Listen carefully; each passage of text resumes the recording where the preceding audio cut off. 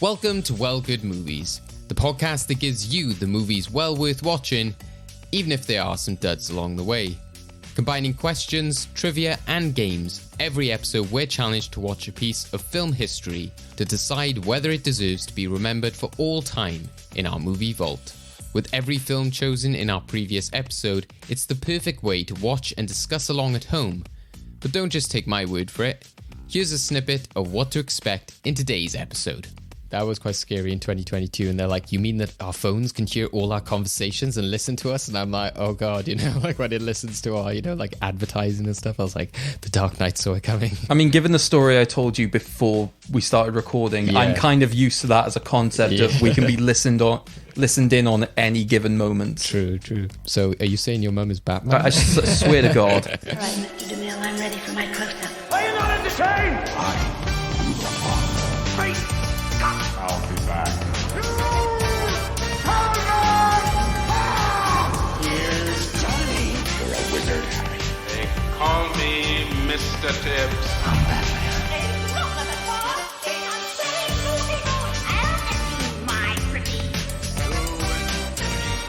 And beyond. You're only supposed to blow the bloody doors off. Well, good movies. Hello and welcome to Well Good Movies, the podcast that gives you the movies well worth watching, even if there are some duds along the way. I'm Batman. I'm your host, David Oscar, and I'm joined by my very own freak, like me, Craig McDonald. Hello, Craig. You expect me to follow up in a nice way after that? I was expecting some form of Nemesis Joker comment, and It was. First of all, freak. Like, what? He says the line. That's the Joker's line. Heath Ledger's. Yeah, I thought it was going to be more direct as opposed to like. I just couldn't resist. I swear to God, mate. So, as we alluded to there, Craig, we talk about movies well worth watching, despite duds along the way. So just to tease the audience at home, do you think today's movie is a dud or well worth watching? Well, this film is one of the few films we have actually reviewed that has an Oscar to its name, with the performance of Heath Ledger. And this is also one of the few films that I have willingly bought on DVD. So I think it speaks volumes for itself of where I'm going. Also, this film is already in the movie vault. I think that says a lot about our position on this film. Yeah. Well, we'll soon get on to, our full opinions of it and our full discussion. But for anyone who didn't catch our previous episode or just wants a kind of recap, can you talk us through how we came to talk about this film and what happened at the end of the last episode? Yeah, so last time I checked, you got your ass kicked in the Endgame. That's nothing new. Yeah, I mean, yeah, you did bad. Like it wasn't a strong game for either of you, but it was a car crash. That could have been an Apprentice style. That could have been like, what happens when both people have 0 points and both lose? What does Craig do then? Oh, I just would have chosen the film. But yeah, it was a car crash for you, which is ironic because it was an end game all about lines about cars. But in the end, Luke, our last guest, was the winner, and he chose The Dark Knight because obviously we were talking about The Italian Job, a film very famous for Michael Caine. So he chose a more modern film, not necessarily famous for Michael Caine, but has Michael Caine as a presence throughout its entirety, as well as cars. There are some really powerful cars in this film. Like there's a famous scene where a lorry gets screwed over. It's good fun. Yeah, but he chose The Dark Knight, and that's where we are today. Awesome. So yeah, we'll be discussing The Dark Knight later on, obviously, as well, quite nicely timed with the release of the Batman. As we sort of alluded to as well, The Dark Knight is already in the movie vault. So today we'll be sort of discussing in the sense of like, why is it in the movie vault? Why does it deserve to have its place there? As last time we discussed it, it was based on Joker. So it'll be interesting sort of talking about the film more in depth as we only sort of touched on it last time. But to sort of go through it, with us today, we have two guests. One of them is their first time joining us on Well Good Movies, so we're very happy to have them on with us today. So please do welcome film critic and production manager Kelechi Ehenulo. Hello, Kelechi. Hello. That was a great intro, guys. Thank you very much for having me on. No problem at all. We keep having that, like last episode, but it was because we talked about a weird like catch up with Craig after his debating competition. So yeah, I'm glad we can give the entertainment to the guests before we start as well. Yeah, thank you very much for having me on. This is amazing. So yeah, ready to talk The Dark Knight. Let's go. Yeah, it's a pleasure, and yeah, we got the right person in the sense that you were one of the lucky people to see the Batman as well when it was screening and premiering in London. We'll sort of get on to that later, but yeah, can you just tell us about yourself? What is it you do? What is your work out there at the moment? Yeah, so my day job basically is a production manager. I work at a indie production company called Renaissance Studios, which are based in South London. And as a production manager, if anybody wants to know what it involves, it's basically handling, logistics and operations. You are basically working with your production team, your directors, your producers, your DOPs, and just basically just making sure that your set is safe and operational and secure, and everybody has a good time, because working on a production can be fun. So at the time of this recording, we're very, very, very busy. We're days away from shooting a commission for Channel 4, so we're bringing a brand new dating show to Channel 4. A lot of excitement behind the scenes, a lot of anticipation, a bit of nerves, but at the same time, like, we can't wait to start. So we're just like rearing to go and see where that journey takes us. So that's my day job. At night, I'm Batman. I wish. But I work as a freelance film critic. I started off writing off on my blog, which is Confessions from a Geek Mind. Been doing that for about over 5 years, and then basically decided to take it a little bit more seriously because I started as a hobby. And also I just got some really good feedback from people on, for film Twitter, who basically said, like, your writing is awesome. We'd love to see it in more places. So I ended up writing for Film Stories and Jump Cut Online and Set the Tape. So yeah, if you're around, guys, check it out. Yeah, go check it out, definitely. Like I said, it's loads of cool stuff on your blog and those magazines, websites, which do give a lot of great opportunities for fresh new voices and bring up a lot of like great topics, and especially when like reviewing films and stuff like that, it feels something quite different rather than the kind of usual stuff that you see in a lot of places. Quite ambitious of Channel 4 to have a new dating show when they've got probably one of the biggest dating shows, so I bet the pressure's on even more in that aspect for that production. It's a different concept, so that's all I'm gonna say, but stay tuned. So they're excited for it, we're excited for it.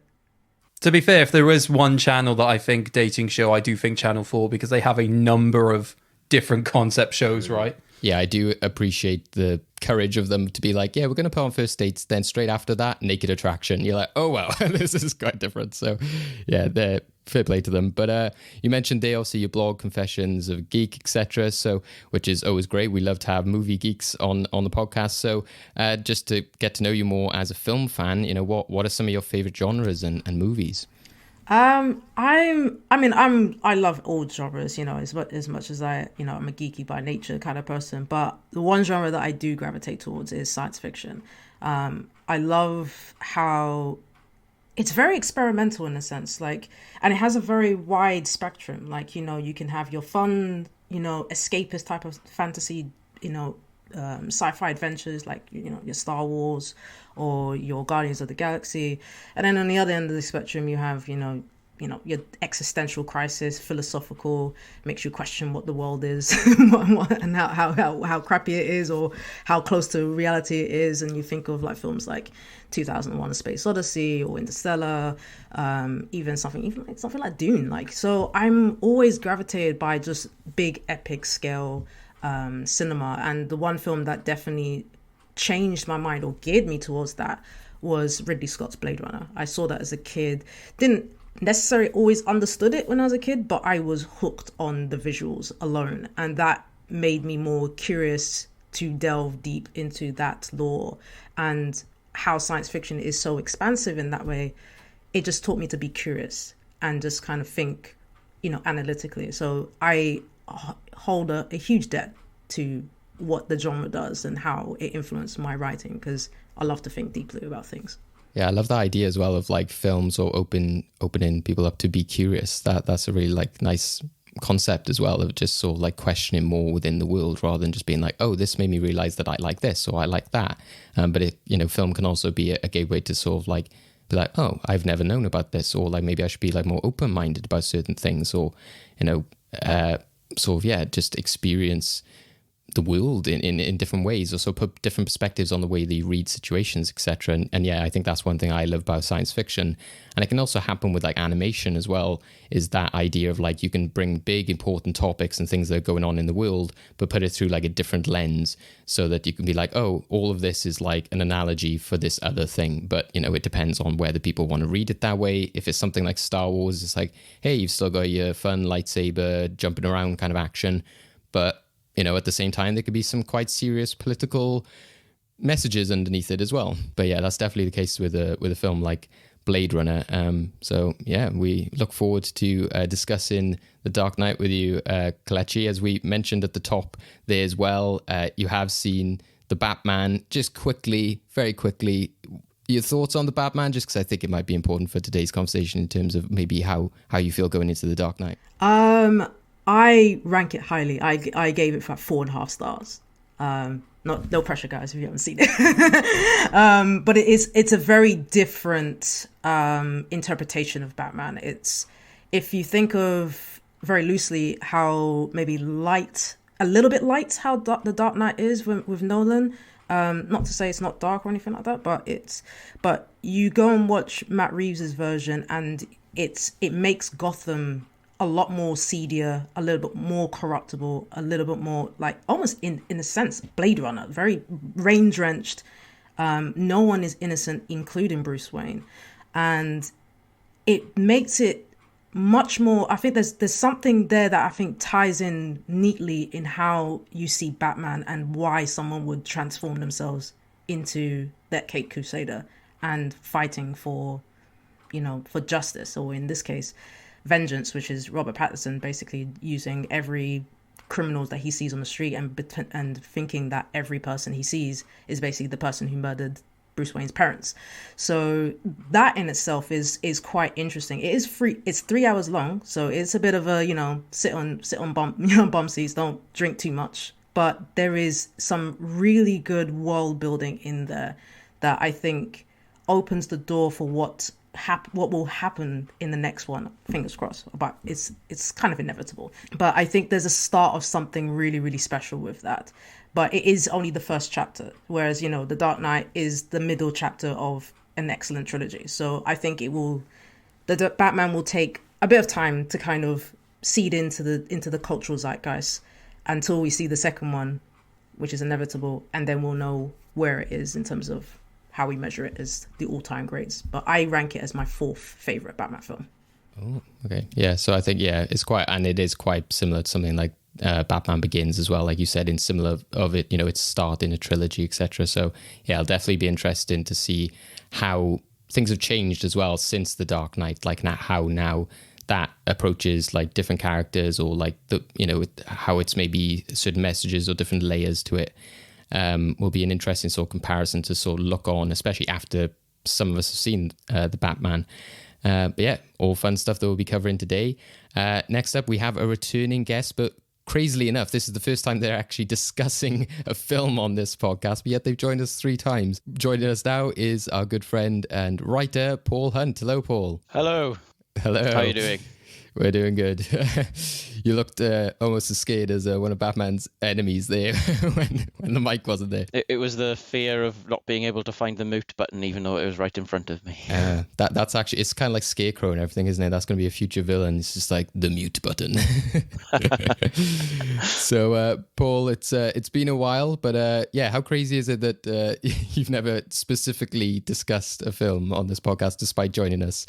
For Endgame specials, and also like a crazy kind of working title film episode. Yeah, I feel like I've been like the quiz man until now. So yeah, I'm looking forward to being able to talk about films and not sort of panic that I don't know enough about the questions you're asking. Yeah, exactly.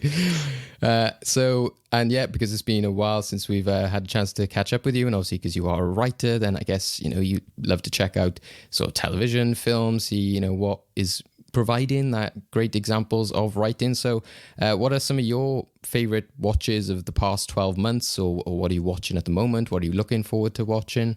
I've not seen The Batman yet. I'm really looking forward to it. Some of the things I've seen in the last 12 months that I really liked, sort of like American independent, Oscar bait kind of things, where like Coda, that film about a hearing woman whose family is deaf, and she's a really amazing singer, and her arguments, I suppose, with her family for them to see that she has some talent in it and wanted to escape a small town. And there's Never, Really, Sometimes, Always. I always get the title of that wrong.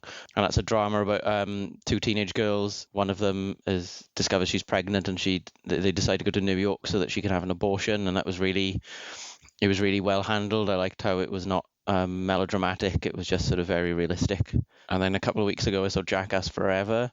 Quite different. Yes. And I saw it with one of my oldest friends, and it was just really nice because, Jackass Forever, they're all, they're 20 years older. They're all sort of, it was quite bittersweet in a way because, two of the cast members were in the film.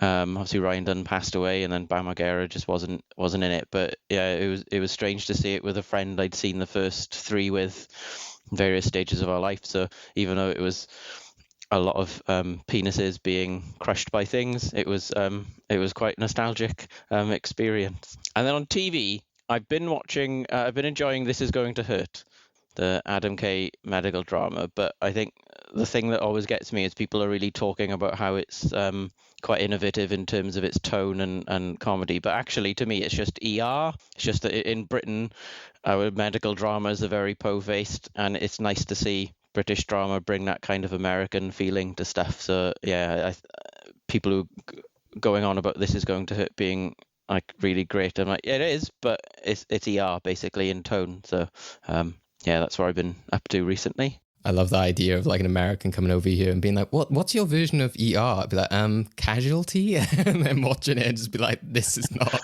the same at all.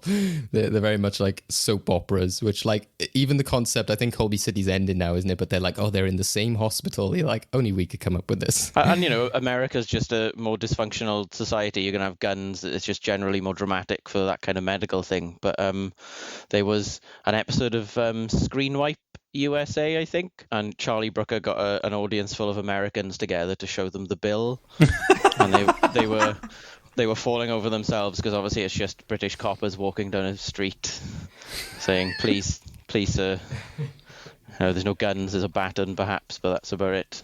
It's as extreme as it gets. Yeah, well, that brings us on to then our question of the week, as is linked to superheroes. So this is the chance for us to dive into some of our thoughts on the world of movies and find out a bit more about our guests.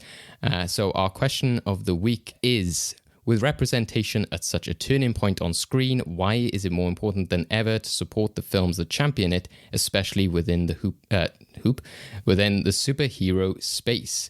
And that could be on and off screen. So Kelechi, I know this is, a big talking point for yourself. This is a part of your writing, something you're very passionate about. So, what are your thoughts on this question? I think the best way to answer that question is for me to just channel inward and kind of tell you a bit of my personal journey. When I was a kid growing up, I loved Star Wars, and when you see something that you love, you want to, emulate it. You feel empowered by it. You want to be part of it. So me loving Star Wars, I wanted to fight with the Rebel Alliance. I wanted to join, fight alongside Luke Skywalker. I wanted to have like the bravery of Princess Leia, the cockiness of Han Solo, and Luke's Jedi mind powers and stuff like that. Like even when I used to go to like the supermarket and the doors used to open, I used to pretend that like I had the force, like I can control the doors.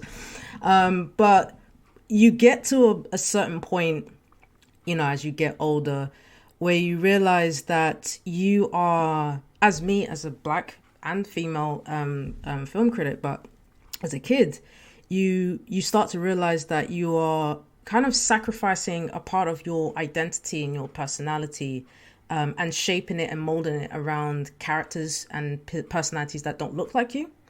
And when you have that, it's almost like a part of you is, your story or your life experience is not lived through those characters. So you can only empathize with a certain level of it, but then it just stops because it's like, yeah, I get it, but there's no certain nuances that, for me as a Black African of Nigerian descent, there's nothing there that I would kind of grasp onto. So for a long, long time, you can easily feel isolated. You can feel alone, like you don't have your sense of tribe. Like, I go back to my science fiction and my love of science fiction, for example.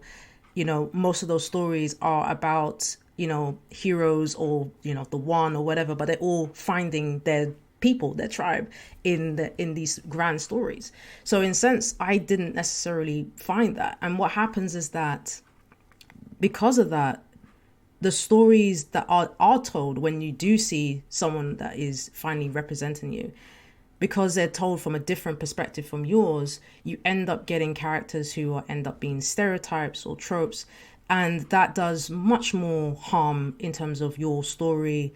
And people will start generalizing and labeling what, thinking or assuming that this is your life or whatever, when in reality, particularly for Black culture, Blackness is not a monolith. There's, we are a celebrated nuance of characteristics, personalities, and different cultures, backgrounds, dialects, and everything. So for me, representation is important because it's the power of living your authentic self, and living, believing. One of my favorite quotes, I have to give credit to my boss because she says it all the time at work. It's about believing in your own source. And when you feel like you see yourself, you believe in the possibilities. When you surround yourself with people who think like you, see it like you, identify with you, it becomes like becomes tangible, becomes real. And then you start to craft stories, you start to craft spaces, and that's where the agency and the empowerment comes out of it. And you end up recognizing your own value and what you bring to the table. So the best example I have, bringing it back to the superhero genre, is Black Panther. In 2018, that was like an incredible year of film. Like, it was almost like a Black Renaissance in a sense, when you had like Get Out, Hidden Figures, Black Klansman, and so forth. But Black Panther in particular, that was just a cultural event. You saw how people reacted. People bought tickets for their friends, their family, their schools, and you saw the joy and the youth and, the absolute pride of seeing that African culture represented in a big, massive Marvel film. Like, people wore their African attires. Like, it felt like I was at a community party. Like, that's how special it was. And it goes down deeper when I think about, I think his name is Winston Duke, who plays M'Baku. He's playing a Nigerian Igbo man. I'm Igbo descent. And hearing him doing the dialects and feeling that, because I remember sitting in a cinema with my brothers, and my inner Nigerian came out of me, hey, he's speaking my language though. He's like, and it felt so good. There's a special feeling that comes with that, and that you can't. There's no greater feeling than that. And whilst there is still a long way to go, there's more work that needs to be done behind the scenes, because if we are talking about the shifts and the changes, you have to also give power to the people behind the scenes to actually write the stories for the culture, by the culture, and tell those stories that represent us. But the most important thing is that it is getting audiences to see a different perspective and seeing what that culture is like. We've had over, 100 years of cinema where it has been dedicated to, white protagonists and being the heroes. I feel like in this day and age right now, where I think there's much more greater awareness, greater demand, I think people want to see, well, what does an Asian superhero looks like? What does, we're going to get Black Panther 2, but what other Black superheroes can we get in that space? And that helps to see how we receive the world, because we live in a diverse world. So it's only right that our cinema reflects a diverse world. Yeah, definitely. And I think that's what's great as well about the evolution we're seeing with Marvel. Something like Falcon and Winter Soldier, which again, he used that as a part of its storyline, but again, goes in this very natural progression of being like, the next, if they do have a new Avengers lineup or something, they're doing it very much in a way that's so conscious of the change that's happening within it, because they're so telling that story in a TV show itself, that Sam is actually like, oh, I'm actually scared of the pressure that is on me. But then, him becoming Captain America, it's just that he is Captain America. He doesn't have to be defined by, any other factors as well. So it's great that can so work in two senses. And that's what makes me think of like a film like Eternals, because even though that's not a perfect film, a lot of people had criticisms of being like, oh, well, are they just sort of checking boxes of just having all these different characters of different sexualities, different backgrounds, etc. And when I thought about it, I was like, well, if this is a film about, the first superheroes, the people who came to Earth at the beginning of time, or whatever you want to call it, at the beginning of humanity, then of course they would represent like all different parts of humanity. That just makes sense, that they would kind of be, that film very much does say that like they've inspired this, they've done that. So it would make sense that they're a template for that. The one of the characters would have a disability, because then that's something that's happened to them because of their powers, etc. And that certain characters would come across other humans, etc., fall in love and have different experiences because they've been there for thousands of years, etc. So, and I think why it's kind of relevant at the moment is it kind of ties in with something like Batman. I think, which some people were saying about like Catwoman, which is ridiculous, because you look at something like even the Adam West show, which Eartha Kitt, which played Catwoman in that series as well. So it's like, well, this has been an established thing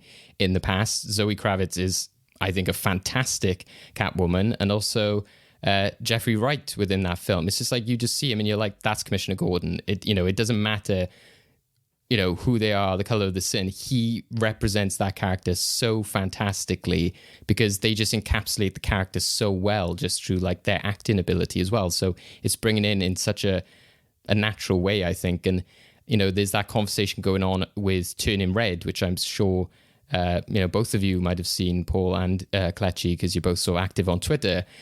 And one of the great comments I saw was somebody saying, similar to what you were saying, Kelechi, of being like, people are complaining that they can't relate to this film. It's like, well, how, they felt for years and years and years. It's just like people have been forced to find to relate to characters that weren't representative of them. So why can't you do the same? It's, like, why can't, I'm not a woman, but yet I've, watched films in which be like, oh, I can relate to that, so it's just a change in, these films are doing things which are the right thing to sort of like force a change out of people to say, you have to now learn to relate to this character. You're not used to it because you've been used to this way for such a long time. But what they see as like a negative and a bad thing about the film is actually just that they just have to change their ways. Oh, yeah, absolutely. I mean, I think you hit the nail on the head. It's about normalizing these experiences. We've had stories told a certain way, and that's come through, different, institutions, different structures, and they've all reinforced the same messages.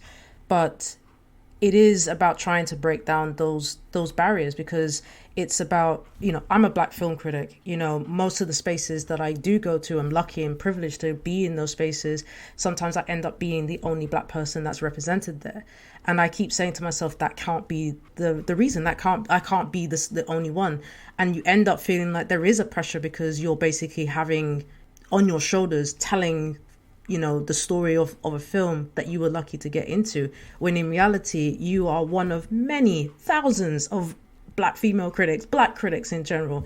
If you're going down the POC scale, thousands of them, they all exist. So it's only right that if I get those opportunities, that those doors are open for those to come in, because it's not just about me, it's about the next generation, because we're not here on this earth for that long. But at the same time, it's about how do we get the next voices, the next talent, the next people who are going to come in and take those spaces. So it's about encouraging the youth. It's about the next generation. And I feel like at times when people kind of start complaining, they start using like, oh, it's all woke, it's tick boxing and all that kind of stuff. And it feels like when it was originally used, it had a substance and a meaning. And now we've kind of grinded down, well, people on the internet have kind of grinded down the word to the point where it's just complete nonsense, and it becomes almost like hot air. And that's kind of been the hard or difficulty of trying to talk about representation without, you know, we need people to actually like to stop and listen and actually just kind of hear from the people who have those knowledges and those experiences and can actually incite and also influence the culture.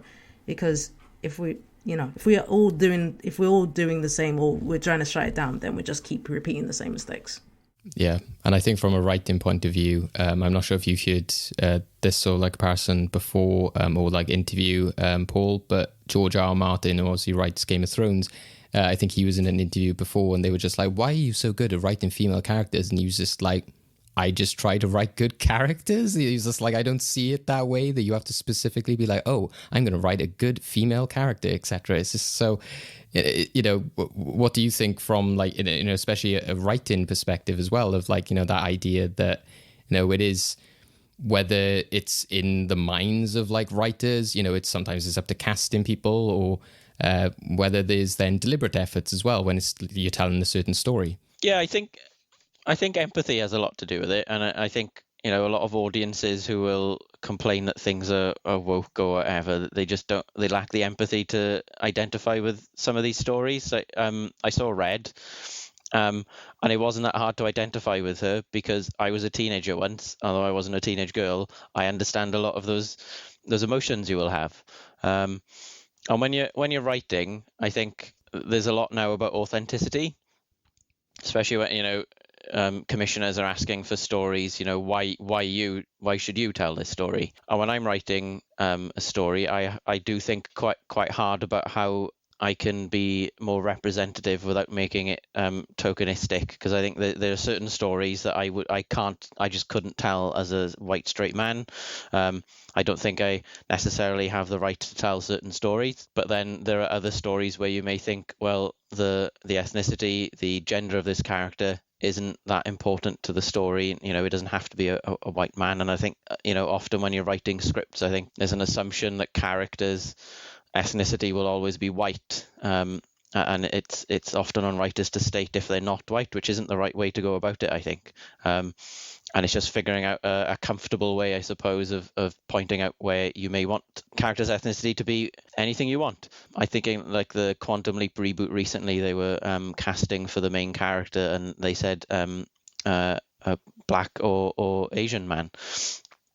So they were obviously thinking about that, and I don't think they were being tokenistic. I think in having characters who aren't white, you're just going to have automatically different stories and experiences you can draw on. I'm a white straight man from Wales. The worst representation I have to deal with as a white man is a Welsh accent on television. I can't say that I've never seen myself on television. As you said, Kelechi, growing up, I will have seen myself in lots of different heroes. Yeah, empathy is the key thing. I work quite a lot with people with a learning disability, and I feel qualified to tell stories about people with a learning disability because I've been around people for 14 years. I'll never know what it's like to have a learning disability, but I know lots of those issues.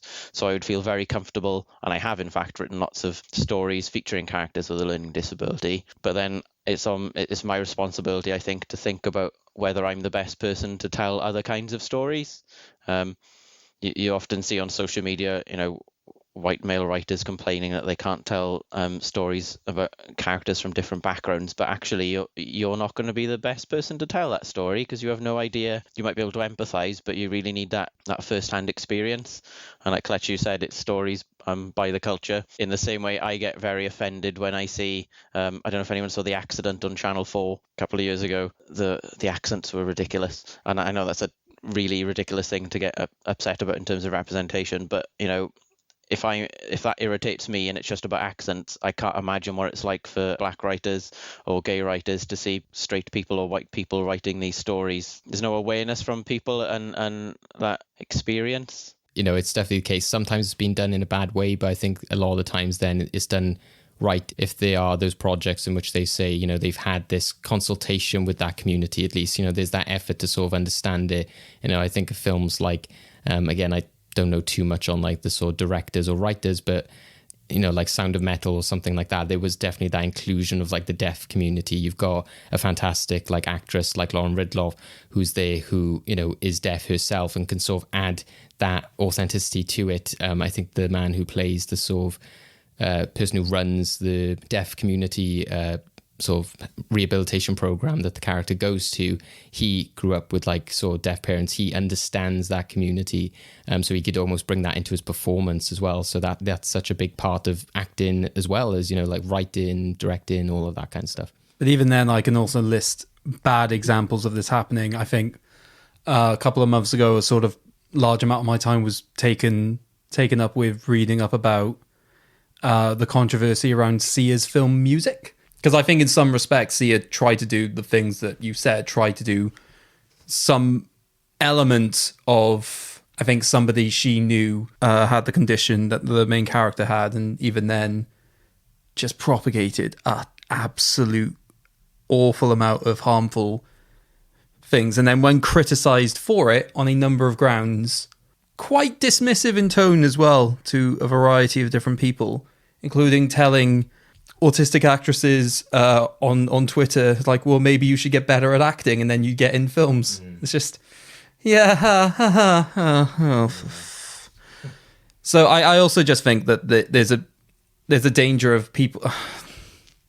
I don't understand why people sort of create these weird lines to walk, insofar as I just think that if there are stories you genuinely want to tell and your heart's in the right place, you will do whatever you can to be able to try and tell that story authentically, even if that means certain aspects of your story you just relinquish control. I don't understand why people have to say, oh yeah, I've consulted, and then still made these decisions after that consultation, as opposed to just saying somebody should just take this off my hands in this particular instance. So I think that there obviously just has to be a line with all of this, insofar as some people are going to be well-meaning but still fundamentally morons. Yeah, you know, to someone else, despite their, you know, acting ability, just seeing them there might make that big difference, etc. The same as like Lauren Ridloff in Eternals, the fact that, you know, even though she might not be like a main part, by seeing a sort of deaf character in that film, that might have a huge impact on like a deaf child, you know, for their future. And I think, again, to go so back to the superhero stuff, that's why I'm excited about something like the Marvels, because with the director there, you get in Nia DaCosta, and I don't think that, you know, this story is obviously specifically, you know, this has to be told by a director who is black, but I think that there's obviously more of an authenticity, especially when there's like 3 female characters, that it is a female director. But then I am just glad that Nia DaCosta is there to be like, yeah, we're getting like a bigger variety of voices and stories, and she can bring her sort of experiences and her expertise to it, but not in a different way that was done with Black Panther, of being like, you know, it being important to that culture, etc., and to sort of bring that experience to it. It's that it's just you're getting a bigger variety and different types of voices within the Marvel directors, and then they don't have, you know, it'll hopefully get to the point in which then once they've brought that relation and that knowledge, that hopefully it could just be like, yeah, why not? Why can't that, you know, Asian director direct the next Avengers film? You know, but obviously we need to get there, I think.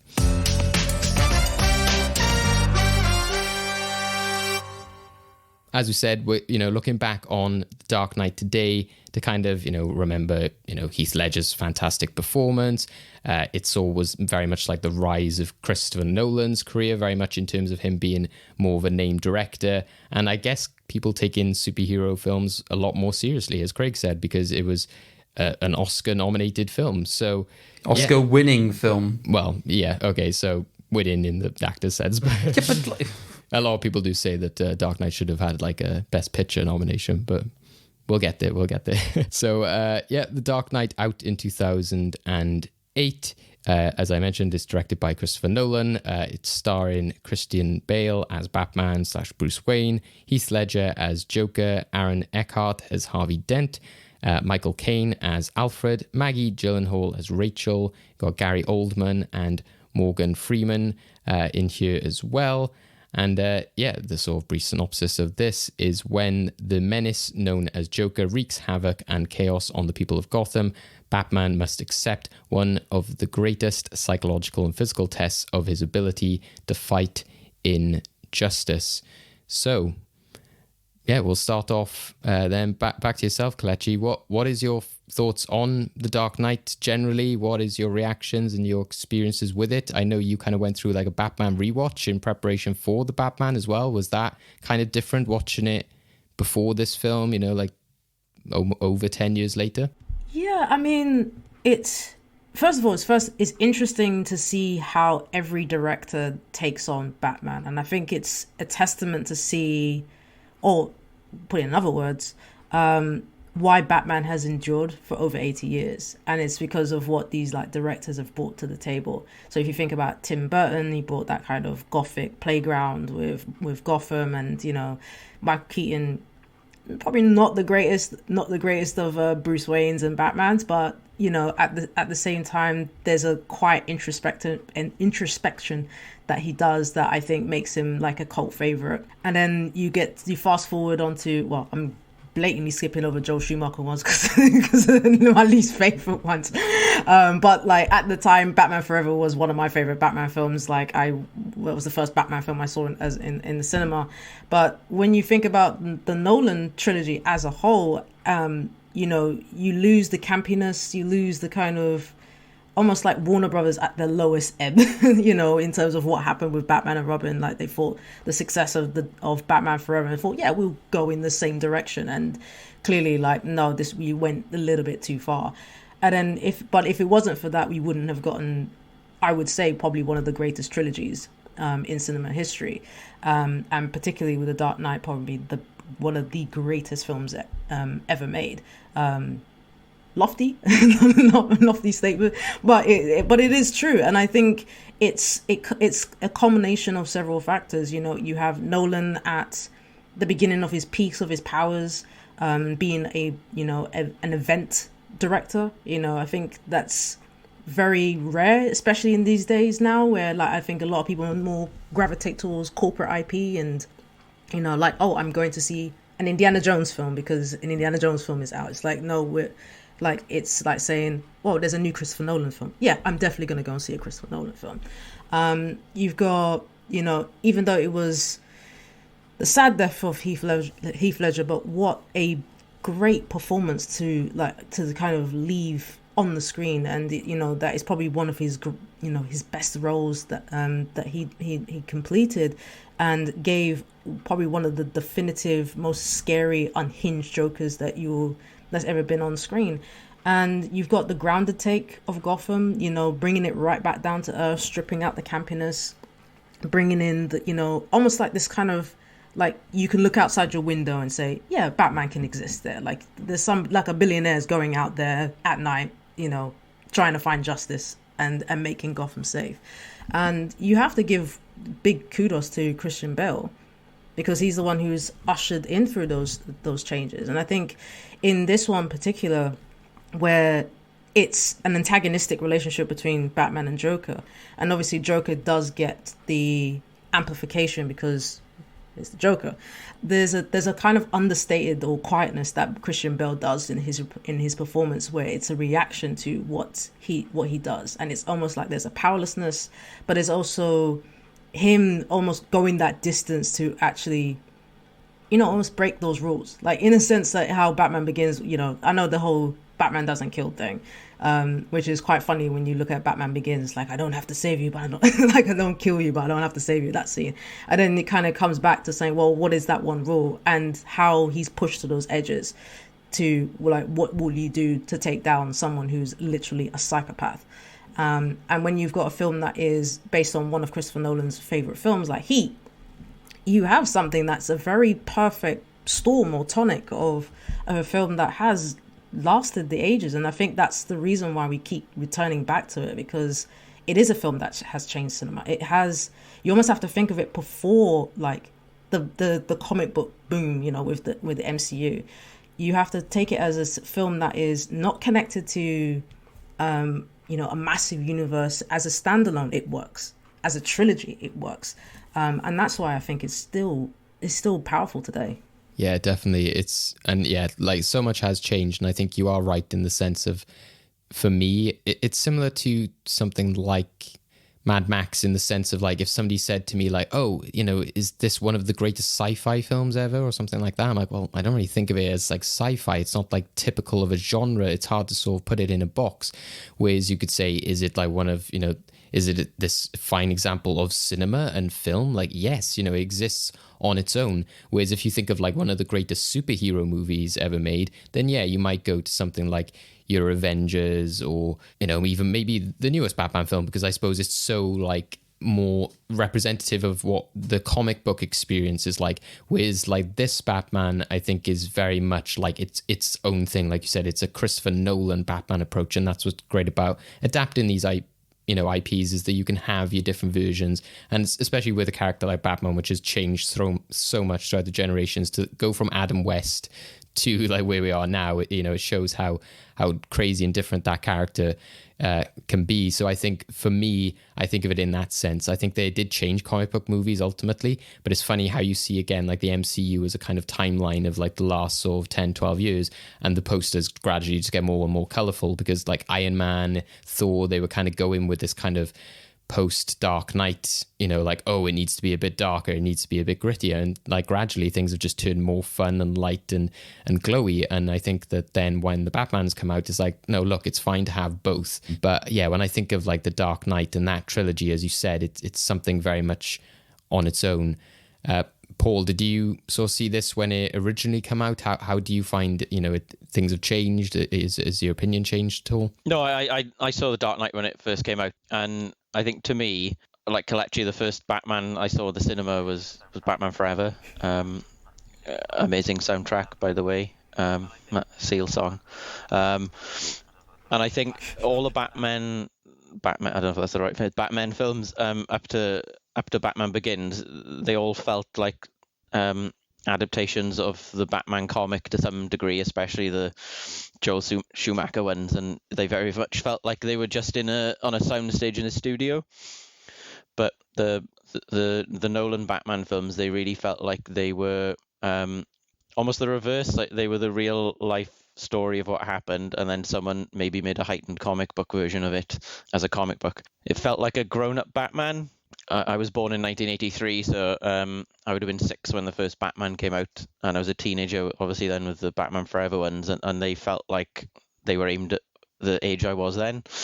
And then, you know, 2008 rolls around, I'm 25, and I'm ready for a grown-up Batman, and it very much was that. And of the 3 Nolan Batman films, I think it's the one that really has a clear theme. It's that you die a hero or live long enough to become the villain.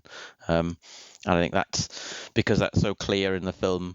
That's what makes it so good, I think. Interesting with like the way you've aged with Batman as well. Was it then when Lego Batman came out, you were like, yes, I'm now ready to mock Batman? Well, I mean, we're on our 6th Batman film since I've been alive. And actually, the Lego Batman film came out just as I'd become a parent, so that was also good timing. Yeah. I guess I'm ready now for what I'm imagining is the graphic novel version of Batman in Robert Pattinson's. I just want to add that I'm a fan of the Lego Batman movie, because that's awesome as well. Yeah, it is fantastic. It's basically the right form of campy Batman engagement, as opposed to Schumacher, who just, what the hell? Yeah, I think Lego Batman for me as well. A lot of people have saying, oh, I'm sick of like this dark, gritty Batman, you know, like if they enjoy that kind of campiness or zaniness, it's like, we haven't had it for so long. And I'm like, but Lego Batman, you know, again, it's like, you don't want to do this whole like, oh, animation is not on the same par. It's like, look, you can still see that campy, zany story in a medium. And I think that's what I enjoyed, especially watching back with like The Dark Knight, is as much as, again, I can appreciate this film, I sort of go into some comparisons and thoughts later, but it is easy to mock. Like, there's been so many things about Christian Bale's voice, but like that joke in Lego Batman was like, is this like the 2 boats situation? He's like, this is not at all like the 2 boats. And it's just like, you're watching then like The Dark Knight, and you're like, it is quite funny that there's like this entire situation that he's come up with. That whole scene with Heath Ledger saying like, you complete me, and then they take the piss out of it. Yeah, exactly. by mocking it from like, was it Jerry Maguire? Yeah, that's why it makes so much sense. That's why I love it as a kind of like, not so much again a parody. It is very much a love letter to Batman, to almost say we acknowledge that the Joker and Batman always have this this kind of back and forth, this relationship which Joker like plays on, and that's very much a big part of the animated series. There's that episode that Mark Hamill always highlights in which he thinks Batman has died and he's like devastated. He's like, what do I do with my life? So that is like a part of the character. Obviously it's just played up in a more playful and silly way in that film, but it is ultimately still an aspect of the Dark Knight. There were, for me, 3 unintentionally funny things in the Dark Knight that always get me. The first is just Batman doing the Batman voice with Lucius Fox, even though there's no one else around, and Lucius Fox knows who he is. And Bruce Wayne's dedication to his character, I suppose. And then there's the bit in the hospital where he's now Two-Face, and the Joker's there dressed up as the nurse, and he's the Joker's been fiddling with him for a bit, and no reaction, and then the Joker takes off the mask, the face mask, and he's like, oh my god, it's the Joker. And like, clearly it was the Joker all along. There's no way that little face mask was going to stop you, especially the green hair. If anything, his makeup is more bold in that scene as well, because there's times where it's more smeared, but that one is like really like freshly painted on more as well. And then this one was actually in The Dark Knight Rises, but there was a bit where John Blake, Joseph Gordon-Levitt's character, he's like, all the police officers have been trapped underground, and there's a really dramatic point he makes where, well, it's not all the cops, and then he runs away, and it kills me every time because it's unintentionally funny. And yeah, I was just surprised watching it, Two-Face's reaction to the mask, because that really shouldn't have been in there, I don't think. Who says that Christopher Nolan doesn't have a good sense of humor? Like, everyone keeps saying that Christopher Nolan is like almost like this cold director, like he's only amusing, but he is a funny guy. Like, and I think he does it like almost intentionally, and finds the most surreal moments to kind of inject the humor. So yeah, as you said, Paul, like the one with Harvey Two-Face on the hospital bed, and he has like kind of delirium. I kind of thought like maybe he's just on medications. Like, how did you not spot that's the Joker? But it like he do find lots of humor with him. So I love that the Dark Knight still, even though it's this very uber serious heist kind of movie, but there are pockets of that injection. I think I love one of my favorite bits, which is unintentional, is when Harvey is basically a henchman, basically pulls out a gun and tries to kill him in a courtroom. Maggie Gyllenhaal's character basically talks about like, oh, the mob's coming against you, like, and Harvey is like, yeah, I'm fine, Rachel. Like, you didn't like you're more concerned about the case than actually Harvey's well-being. So it's like these kind of little moments I think add to how special the Dark Knight is.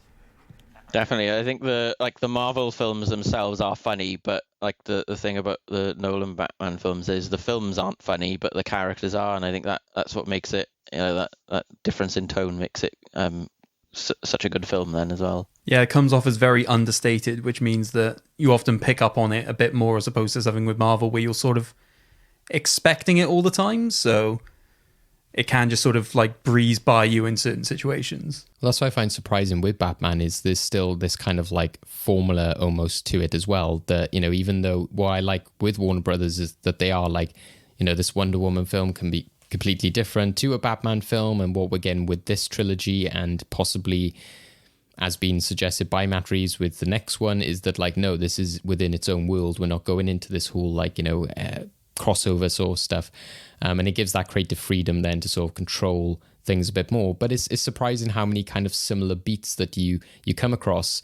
Again, like not so much a spoiler for the Batman. I think it's in the trailers and stuff, but there was a point in The Dark Knight when I was rewatching it and he's going around like a club and he's like beating up all these guys. And I was like, this happens in the Batman. He goes into like a nightclub and there's this big beat going on and loads of people are loving this scene from the Batman where they're like, oh my God, like that scene where he goes into the club and stuff like that. And I'm like, that happens here as well. It's crazy how many like echoes almost happen with the character, because it's very much like this has to happen. It's a Batman film, like a Star Wars film. You have to have the like, I have a bad feeling about this, or that kind of stuff as well.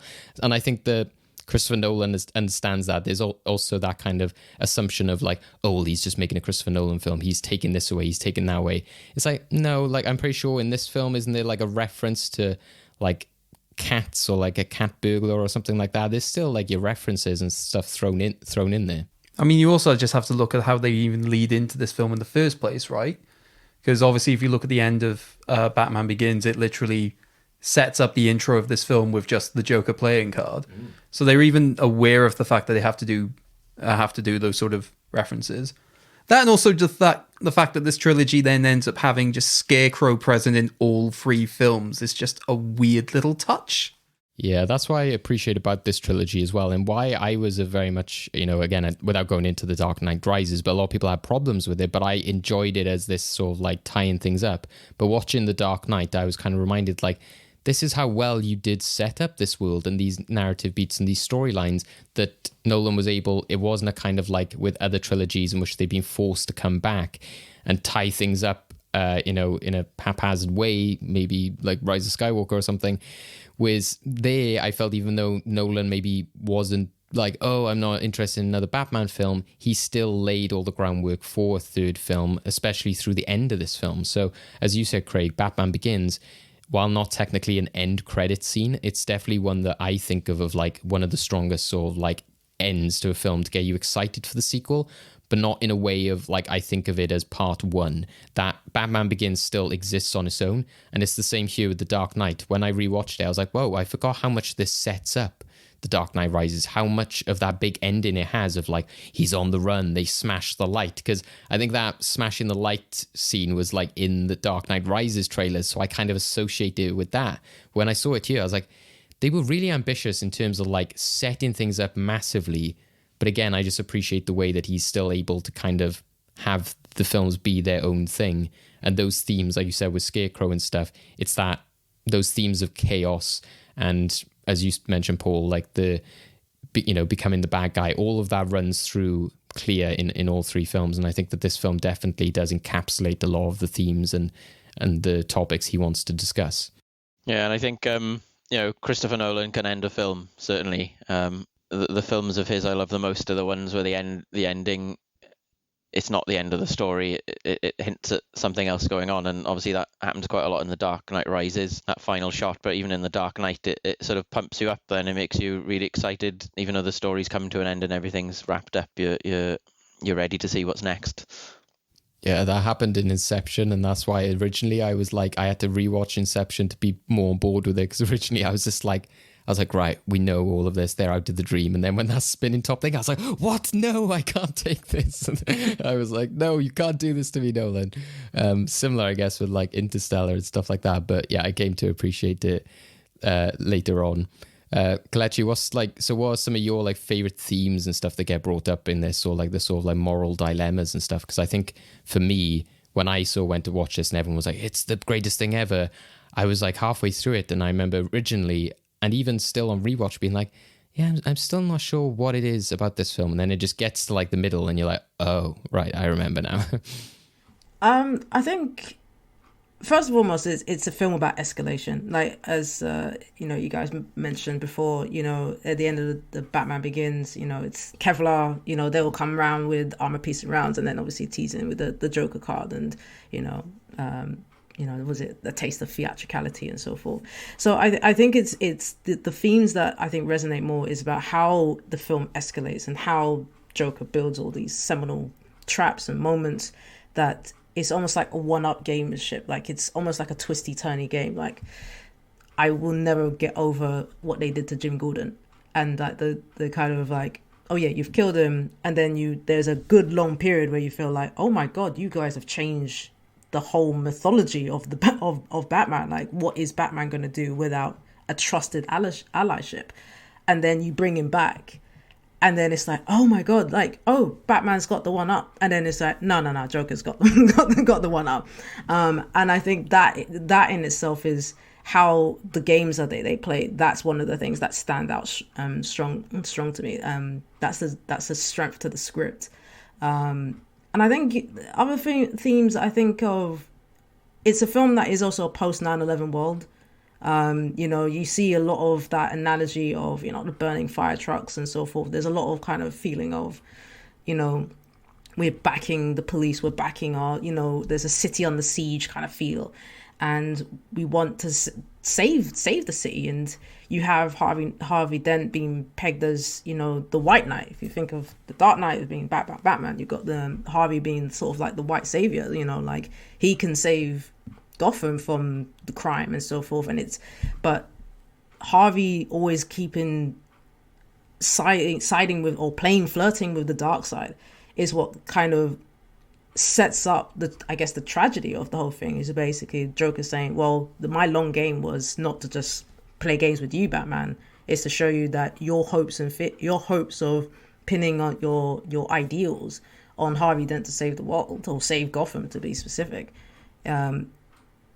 is foolhardy, because it's part of this, you know, this systemic system of rules. And you got Joker who's basically saying, I don't play by the rules. I don't play by any of the things that you do, because it's foolhardy. You're just basically accumulating power, and Joker's basically stripped away that power. So in a sense, when you got the end where, you know, spoiler alert, Harvey Dent dies, you know, and it's them making the decision of trying to keep the world order, because if they reveal the truth that Harvey is a psychotic, you know, he succumbed to the dark side, then it's almost like, well, we want to save the city from almost worse damage than actually face up with the truth. But as you've seen from The Dark Knight Rises, that's also foolhardy. Yeah, and I think in terms of themes, and that's why my comparisons earlier to like what I see this film as, and it's similar with like my experiences with like Zack Snyder and stuff, again, is that it's kind of like very much a respect. And then when I see, you know, like then certain other comic book properties or other certain genres, I'm like, oh, this is my jam, and I can get really into it and love it. And I can see then why, for me, that, you know, as much as I love The Dark Knight, it's not then like, oh, this is one of my favorite films ever, I could watch over and over again. But I could see somebody who is into that more military, combat, action, real world stuff getting into it, or seeing that more real world Gotham. Because if that is their thing, similar to something like with Logan, where I'm like, okay, I prefer, you know, your crazy jumping out of planes, purple plasma lasers kind of X-Men, whereas, you know, if your thing is like old man logo and all gritty and stuff, then cool, that's your thing. And I think that's what's interesting watching this film. Again, it's like at the end of it, I'm like, Nolan is very much saying like, Batman's going to take this on, and he's going to sort of say like he can be what Gotham needs him to be, and going down this like route of being like, what if like even the people who are the greatest and meant to be protecting you were actually covering up this whole lie? And I'm like, I don't think that, you know, Batman animated series Batman would do that. You know, I don't know if like my Batman would say, no, we don't lie to people, we can't do this. And I think that's what's again interesting about the character, is like your version of Batman, or in this case Nolan's version of Batman. And the thing I like about the Joker is he's not about the crime, you know. Like Jared Leto's Joker is just a gangster, and you know, Mr. Freeze just got a bit cold and angry in Batman and Robin, I think. But and the other thing I love, he was is trying to solve global warming, Paul. There's an important pause, okay? The other thing I really love what they did with the Joker is they do not explain his backstory whatsoever. I think that's often a failing of quite a lot of comic book movies, is the bad guy, you know. What I loved about Black Panther was Killmonger, like, yeah, he's right. Everything he's trying to fight against, he's right. But, you know, most comic book films it's just someone's being evil for the sake of it. But the Joker, like, as a writer myself, having to justify all of your characters' backstory and stuff, it was just refreshing to see the Joker as just, he's chaos, and that's fine. You don't need to see any more of it. I think it just works for the film as well, because I think the thing it does masterfully above the vast majority of comic book films, that I would say, is that it just plays with tension in ways that those other films don't really do. So one, the fact that you don't know anything about the Joker, which basically means that the line you have to walk with him is so tight that you genuinely don't know in what way it's going to go. And I think the performance of Ledger does that fantastically, because I remember some of the scenes that it was reported that he improvised within the film. So when Commissioner Gordon is given the rank and he's there clapping in the jail cell as well, which just unnerved everyone. And apparently that was just something he just did, which excellent touch. But also just the music, I think, as well. I think I can't remember exactly, but I think it was the technique of what was run over the violin strings to cause that like. I can't replicate it well. I'm not going to try and do that. But that sort of like screeching sound, which I just associate wholeheartedly with this film, and just every time you hear do you want to know how I got these scars stories, and just all of the really tense moments, and obviously probably one of the best intros to a film with the bank robbery scene, and just the way that sort of escalated out for the grand reveal.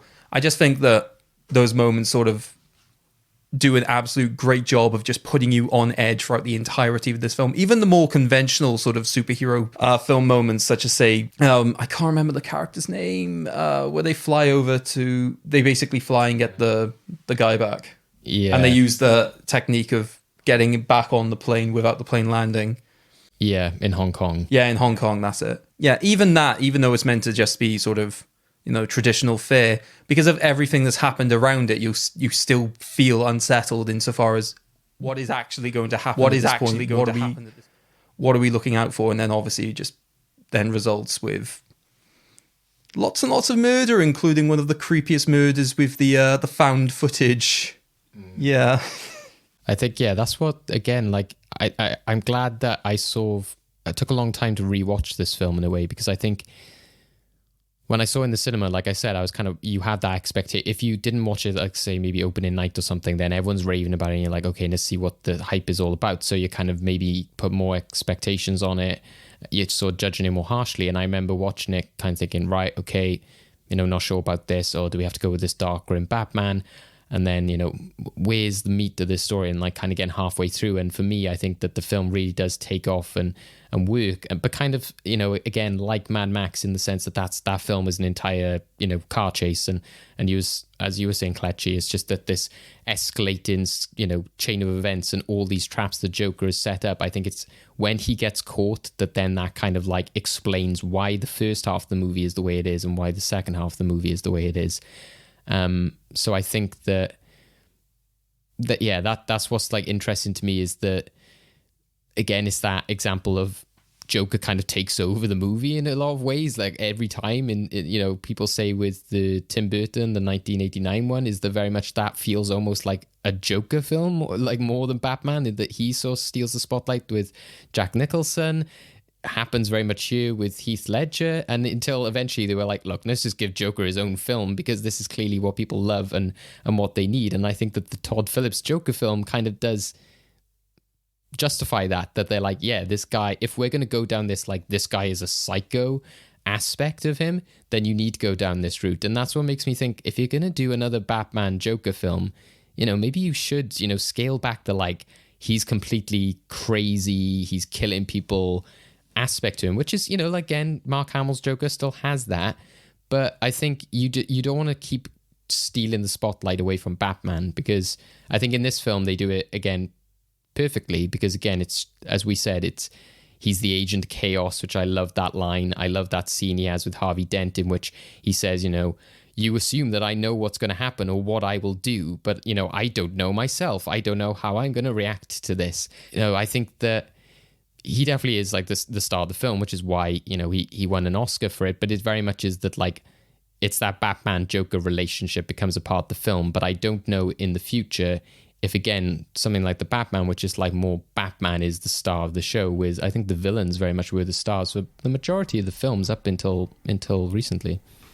Yeah, I mean, just to add on to that, going back to Heath Ledger, I always saw him, if I go back to the sort of the kind of post 9/11 analogy, I always kind of envisioned his version of Joker being like a returned like army vet, and because he basically commits like terrorism across Gotham, and you're talking about the found footage and like holding people captive, holding the whole city hostage, the two boats, and all those kind of things, testing basically the morality of it. And then when you've got what Paul said about, you never really understand what his origin story is, or where he came from. We all know he had a bad day, but that almost just adds to how you feel for the film. Like, you feel unhinged, like you don't feel safe, you don't feel like I can be comfortable as. And you talk about Hans Zimmer and James Newton Howard's music.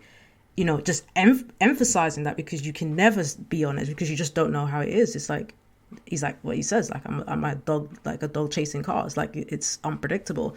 And I think when you have someone that's unpredictable, then it makes the engagement when you're watching the film very exciting.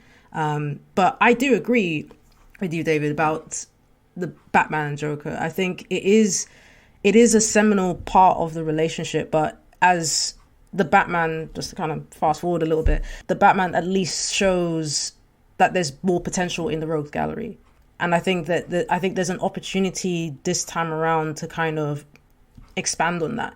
I feel like I'm all jokered out, if I'm being honest. And I think that it's a good time to kind of I'm not saying he disappeared completely, but just you can almost just put him to one side, because we kind of know that it's gonna be the crux of who and what Batman is. There's in the Dark Knight, there's elements of the Killing Joke. Like Batman had one bad day, the Joker had one bad day, and they kind of have this codependency relationship where they can't. Well, for the Joker's sake, he doesn't want to kill Batman. He's having so much fun. Why would that's his game, that's his element. So with that, you kind of like, it's a story that's kind of set in stone, and it's going to be just sort of back and forth. But with the potential of the Rogues Gallery, there's far more stories that you can tell and explore. Paul talked about Mr. Freeze. I still want Heart of Ice, one of the best Batman animated episodes, to be translated into film. I hope Matt Reeves can do that. But I think there's opportunity to tell something that is very different, and I think the audience is ready for that. I don't think Joaquin Phoenix's Joker would exist without this Heath Ledger one as well, is that idea that he brought to it of saying like, well, what if this is like a really unhinged, crazy, as you said, like almost terrorist-like man? I think that is very much an aspect of the character and what we discussed previously in like our Joker special.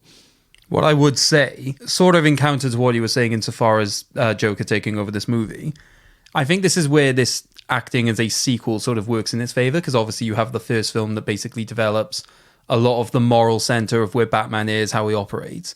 So I think it is then clever, basically just dedicating the majority of the film to this actual psychological and, let's face it, sociological discussion of how people react to certain pressures, which is why I think it actually works fine insofar as Batman being a sort of a quieter aspect in that regard. One thing I do find with that sort of wider discussion a little bit confusing is that I don't think they give a clear answer as to why the first scenario that the Joker lays out insofar as if Batman's identity gets revealed, I blow up a random hospital and everybody's sort of clambering to kill that guy, versus then the boat scenario, which is just prisoner's dilemma of I've given you both the detonators to the other's boat. Either I blow you up in about 5 minutes or one of you kills the other boat and nobody just reacts. Unless it's literally just that sort of commentary of just trying to build up to this idea of people outside the drama thinking that their loved ones will get hurt will react badly. But if you're in that situation yourself, you react differently. But even then, I think would have liked a clearer answer on that, but even then I think a lot of the actual concepts they raise throughout the film are actually quite fascinating. It almost goes back to what we were saying earlier about the relationship with Batman and Joker, though, is that I think there is a line almost there in which he almost insinuates that, like, I want to be the one who reveals who Batman is. Nobody else gets to have this moment. It's like, this is my time. Or that he also acknowledges he's a part of the chaos, so I can't let this go. This is my thing. And that's what I love about, again, that conflict of worlds, is that the viewpoint that Joker is very much like, I want like the prison ship to almost survive because I want a world of chaos and I want all these like crazy dark people to survive.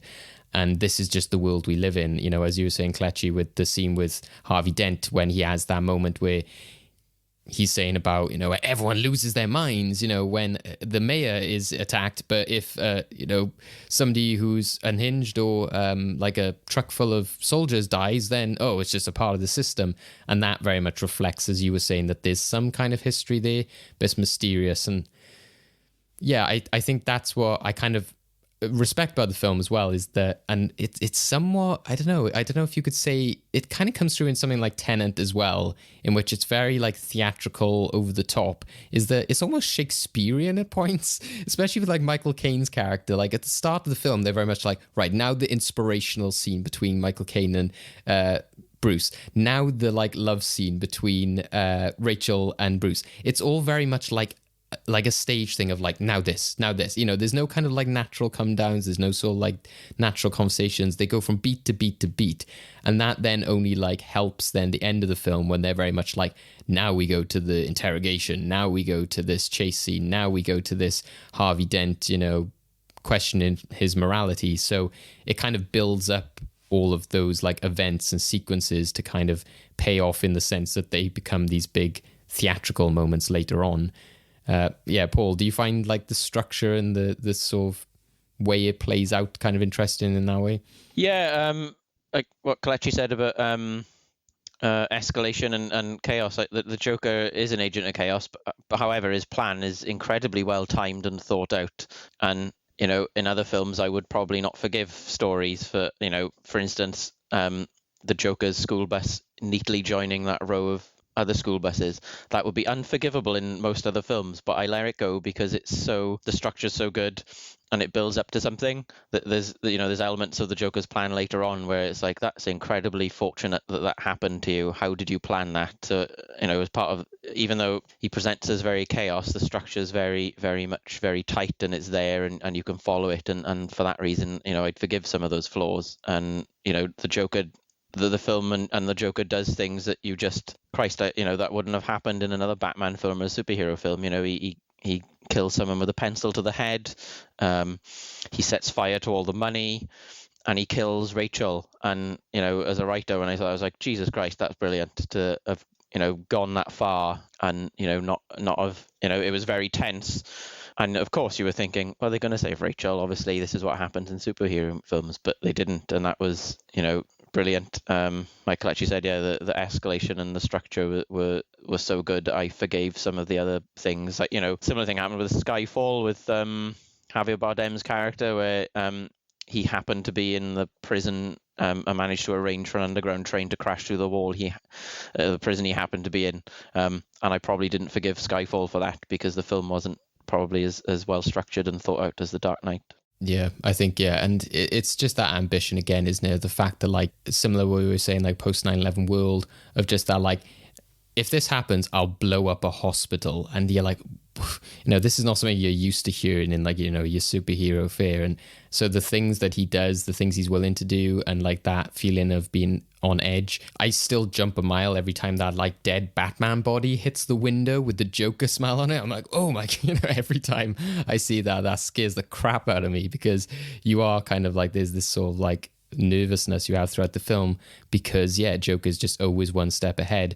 But I love, again, it goes into that chaos thing, but he's turned, he's like, he sees Dent as this kind of like, he is the answer. And I'm not sure if we've really had it before, even in the animated series, is they're like, right, how can we use Two-Face and Joker in the same movie? And he's like, because Harvey Dent's character in comics and the animated show and stuff is still a similar thing. He's gone from this good guy to this evil guy, but how can I use Joker in the same story? And it's like, oh, what if Joker sort of like encourages that turn and sort of like wants him to turn, because he is the symbol of good within the city, and if he wants chaos, he needs to like make the most perfect guy the evil guy. I'm like, that's just genius, especially considering as well in the other mediums that you mentioned, it's not just a case of he's good and then goes bad. They do explore that he has the multiple personality disorder, right? So the capacity for bad in that sense is already sort of there, as opposed to here where it has to be very much cultivated by the chaotic forces. And just, you have a man who basically who believes that he should leave nothing to chance and basically take control of everything to basically, get to that situation where, law and order prevails.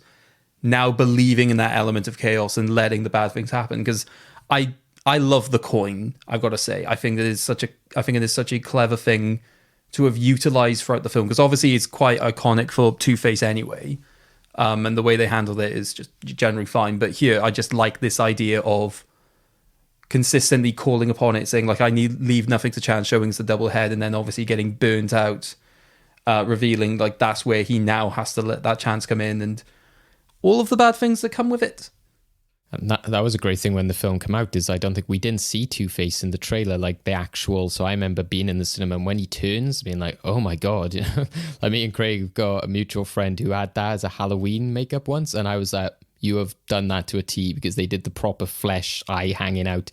But it's a scary image, but yeah, that was an effective thing when they brought out the film originally as well, was just that the shock of seeing it as well, because obviously up until that point we'd only had like Tommy Lee Jones, which is very, very different. Oh, the purple. It's a testament to how well he managed the tone, because let's not forget, it's a film about a billionaire who dresses up as a bat, and the fact that the tone was handled so well that you could not only have that, but a completely unsurvivable burn, but you buy it completely because everything else was so well set up. Because, Catwoman in Dark Knight Rises, they never call her Catwoman, she's just got a headset that looks a bit like Cat. So they knew when to push it and when to pull it back. So that's really good.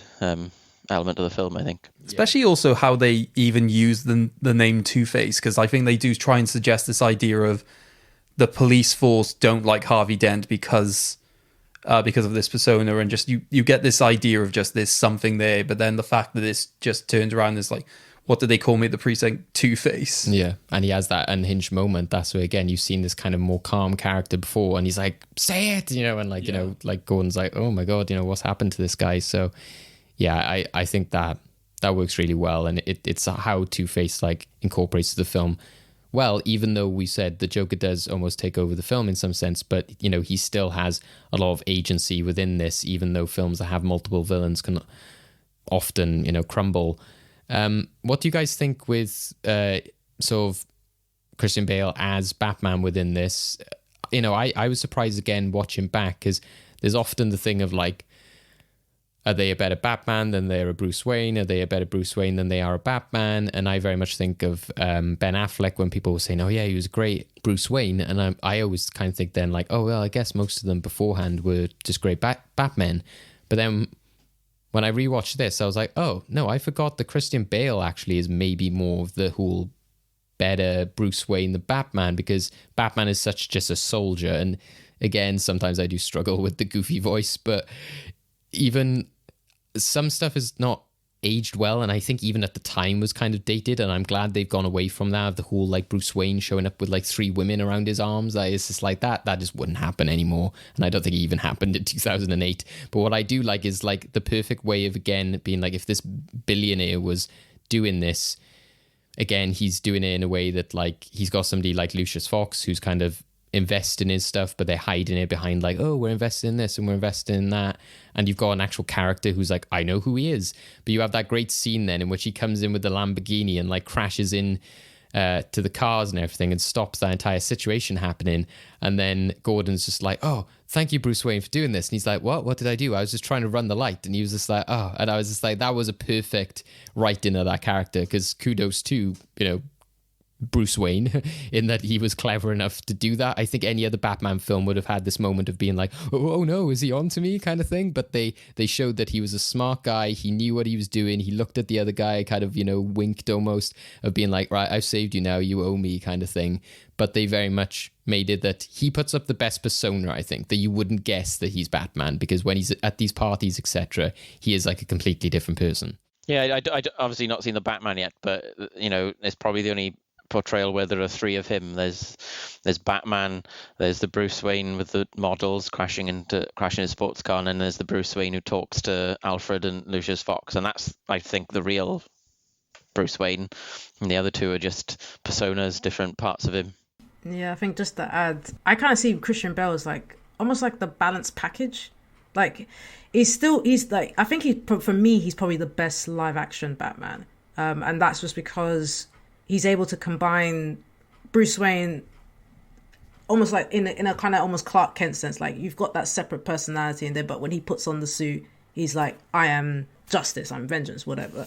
and I don't know if this was just a me thing or anything, but just rewatching it recently, I kind of, with now in the context with the Batman out, it also feels, Nolan's version of Batman also feels a bit Bondian, like James Bond kind of thing. Like you can see Lucius Fox, like, you know, oh, here's this, you know, a little gadget, and here's Christian Bale kind of with his 3-piece suit, looking a little suave, and just, you know, like, oh yeah, can you make something that, you know, I can turn my head and, you know, improve my body armor so that, you know, it can repel, you know, knives and whatever, you know, and I think there's a lot of, I think that he gets a balance that's right with that, and you can almost, he paints a Bruce Wayne that, you, as you said, David, almost like, oh, he can't be Batman. Like, you know, like no one would ever think that he would dress up as a Caped Crusader and go out at night and trying to stop criminals from harming the city. And I think that's a testament to Christian Bale as an actor, just being able to play the duality between the roles, and just kind of, you know, stamping his own authority. Yes, we take the piss out of the Batman voice, but at the same time, it's like there's still a commandment, like it's still a commitment to the role. Like it's almost in a sort of like a method acting. Like, you know, even though people know who he is, like Lucius Fox, like, I know who you are, but you're still doing the Batman voice. You're still like, you know, and that's why I always laugh at The Dark Knight Rises when like Catwoman is there, she does the disappearing, and he's like, so this is what it feels like, you know, like, yeah. Do you know what I mean? So I think, you know, I think why Christian Bale has endured as probably one of the highest rankings is that I think he, again, balanced, but I think he's able to just nail the two different personas really well. And he also has that great relationship with Alfred, which is brought on a lot by Michael Caine's performance. Again, I do find it, again, quite funny how he is always just like, I'm here to say that, like, you know, memorable advice, etc. But that, you know, what they do here, which again, you know, could be seen as a bit heavy-handed, but then sometimes Nolan is a bit like that as a director, but you kind of have to appreciate the creative choices and the kind of inventiveness of it. Is like that story, I think, is it Burma or something, where he's saying about, you know, chucking away the stones and we had to burn down the forest to find them. You know, when that comes through to like what the Joker's doing, you're like, that is like a perfect analogy for that. And it was a great way of using that story to kind of be like, you know, what does he say? Some men just want to see the world burn. And, you know, like that, again, it's, you know, Bruce and Christian Bale don't play it in a way of like, oh, you're so uncool, Alfred. You know, he really respects his advice, and you can feel that bond there, because when they're like ripping everything up and they're burning everything, they're like, oh, we have to leave no trace if I get found out as the Batman. And, you know, as they're going up the lift and he's just like, I'll put it all on you, Alfred, or, you know, I'll say you were all behind it. You know, you get that bond and that kind of like companionship there. Especially considering I love the story as well, but particularly because the final line just does come in so much later in the film. Just insofar as that sort of metaphor of just this is how far they've gone, what do we need to do in response? Basically go just as far, which then obviously leads to him using the I can't remember the name of the program, but basically like the phone sonar that just becomes essentially mass surveillance, which is a weird authoritarian take for like Batman to generally go after. Especially that was quite scary in 2022, and they're like, you mean that our phones can hear all our conversations and listen to us? And I'm like, oh god, you know, like when it listens to our, you know, like advertising and stuff, I was like, the Dark Knight saw it coming. I mean, given the story I told you before we started recording, yeah. I'm kind of used to that as a concept of we can be listened in on any given moment. True. So are you saying your mum is Batman? I swear to God. So is there anything lastly, you guys, any last notes on this film before we get to our facts and sort of wrap up our conversation? I just want to say how amazing the theme is. It's 2 notes, but you always remember it. Just the, you know, Hans Zimmer's a great composer, but I mean, you think of, you know, the Superman theme, even the Avengers theme actually for me is incredibly memorable and gets me, you know, hyped up. But to do it in 2 notes, it takes something special, I think. I think my final point is just that it's, for me, one of the greatest films I've ever seen, or at least one of the greatest superhero films that's been ever made. And that's just a testament to, you know, the writing, directing, the great ensemble cast, and, you know, just some phenomenal performances. And we'll still be talking about The Dark Knight 10 years later for End of Time, I guess. Well, Movie Vault later is going to be fun. Well, I guess here, it's probably a good time to sort of bring it in here, because I think that does sort of encapsulate what we're talking about there, is that, again, despite what you think Batman should be or is, or what you prefer in your type of stories, do you prefer things more drawn out? Do you prefer things more stylized, more gothic, like your Burton films or the new Batman film? Ultimately, this is just a great movie overall, because there's so many memorable moments in it. There's, it's got a lot of cleverness in what we were saying with like the way the Joker is played into it. And yeah, it's just a lot of commentary, just again, of like the industry, how superhero films changed in response to it, how films were being made at that time, the acting power in it. Nolan, as you say, Kelechi, I think even in a lot of his films, there's this kind of desire to want to do Bond. In Tenet, do you mean Tenet? Tenet, yeah, I was Inception. I think there's always this aspect of doing like a Bond-esque, element to it. So yeah, I think that the fact that this was really like the time that he became the name director he is, and when the Inception trailer came out, that it was like, oh, what's this like random film with like crumbling buildings all about dreams? This isn't a franchise, but people were really hyped, and I think it, was largely because of The Dark Knight. And actually, wasn't it that he was like, I will do The Dark Knight Rises if you will make Inception? So, Nolan has effectively played the Hollywood game as well, in the sense of like, I want to tell these original stories, and these are the ways I'm going to do it, is by helping out with the superhero genre as well. Yeah, well, and like we said, originally it went in for Heath Ledger's performance, and I think that, like I said earlier, you wouldn't get like Joaquin Phoenix's Joker and stuff without this. So yeah, definitely much deserved. The Dark Knight remains in the movie vault, and a fantastic opportunity to deep dive and talk all about the film.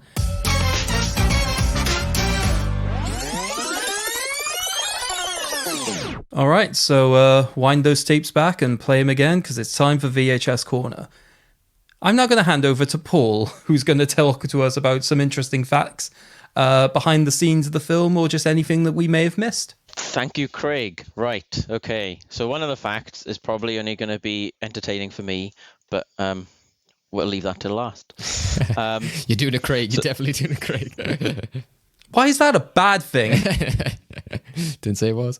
So apparently, when Michael Caine first saw Heath Ledger as the Joker, was at the fundraiser scene where he comes in, and apparently Michael Caine was so frightened by his performance, Heath Ledger's performance, that Michael Caine forgot his lines, completely flubbed them. And I can definitely see that, given his performance in that scene especially. Then another fact, whilst filming one of the chase scenes, they destroyed one of only 4 IMAX cameras that were in existence in 2008. And for anyone who's ever destroyed a piece of expensive equipment in work, you imagine how that person must have felt. Another one, and this is an interesting one, because I remember reading about this when they first announced it. Some of the actors who wanted to play the Joker, they were never. I think Heath Ledger was always one of the favorite one, but Paul Bettany, Adrian Brody, and interestingly Robin Williams. And I think Robin Williams is probably one of the few actors who could have been the Joker in Joel Schumacher Batman and a Christopher Nolan Batman. I think would have done that quite easily. You mentioned this earlier, Craig. The skyhook device, which is the thing they used to crane Batman and the banker out of, was it Hong Kong or Singapore? I think David said it was Hong Kong. Oh, okay. Yeah, it is in fact a real device developed by the CIA, and it's actually been used in real operations. And a skyhook is also something that builders will tell new people on the job to go and get from the van, but doesn't exist. I know my father's a builder, and occasionally I'd go to work with him as a teenager, and they go and get the skyhook, and I'd go down to the van and I'd have a look. I can't find the skyhook. What's it for? And he goes, it's to pull the sky down. And apparently, if you're ever on a building site, they'll tell the new guy to go and fetch it. And then finally, and this is a fact just for me, this might betray my age a bit, but Nickelodeon used to have a football sitcom, a British football sitcom called Renford Rejects, and one of the prisoners, the very nice pretty boy, the prisoner, very briefly seen, is the main star of Renford Rejects. And when I first saw him, I thought, oh my God, it's that guy from Renford Rejects. And I appreciate that fact is interesting pretty much to me, but I felt like I had to share it. Definitely a very Paul fact there. He was a Gotham Gotham reject in this one. To be fair, I can't remember where from now, but I do remember at the time being really obsessed with the fact that the prisoner who has the bomb sewn into him was prominent in the TV show I was watching. I cannot remember what it was. And I was just like, oh my God, it's him. And then, oh wow, he dies horrifically. Yeah, that's, again, another psychotic thing, because you kind of, you don't see him like blow up into bits or anything, but you do still see a kind of like a part of the explosion. Similar with Rachel, you kind of see the kind of flinch and you're like, oh, it cuts away almost like a second after you'd want it to, in a way. It's kind of scary in that sense. You were saying about people potentially who could play Joker as well. It reminded me the interesting aspect that David Dasmalchian is in this film, who then goes on to play Polka Dot Man in Suicide Squad. And he's that police officer, well, dresses as a police officer when Joker attacks with like the mayor and Harvey Dent and everything.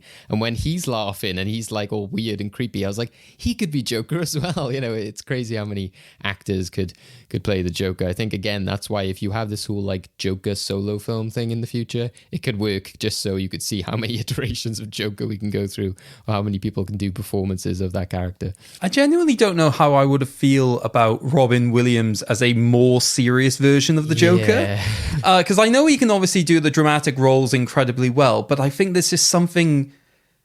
I genuinely think it would make me cry seeing somebody who's so well known for just like upbeat positivity or just like melancholy sort of misery, but developing from that, literally just going into the worst impulses. I don't know how I'd react to that.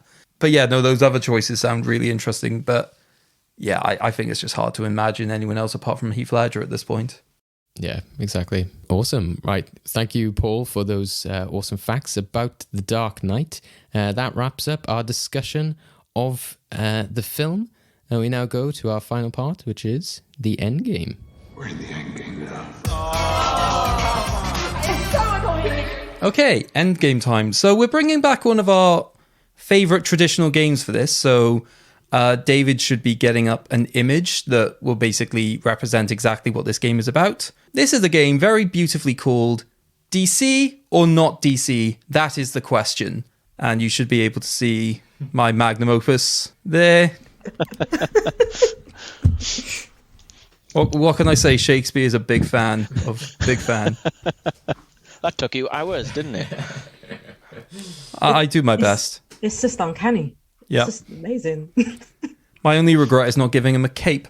Anyway, so the idea of this game is that obviously, as much as I've sort of joked about it during the episode, this mainly being about The Dark Knight, we did end up sort of drawing upon a lot of different areas of both Batman mythology and also to a lesser degree, some DC aspects. And I also just thought, because the Joker walks the line of insanity quite a lot, I think there are lots of situations where you don't know what's real and what's not real. So I thought I would introduce this with a variety of DC characters.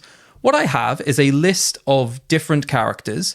Some of them are from the DC universe. Some of them are not from the DC universe, whether that's they are pre-existing characters elsewhere or that they are things that I've just made up. What I'm going to do is I'm going to give you the names and I want you to guess whether they are DC or not DC, which is why very much I would like you to have paper signs that basically say DC or not DC. So we can have a moment where we basically hold them up at the same time. So while you make those signs, I think is a good opportunity to tell you what you're playing for.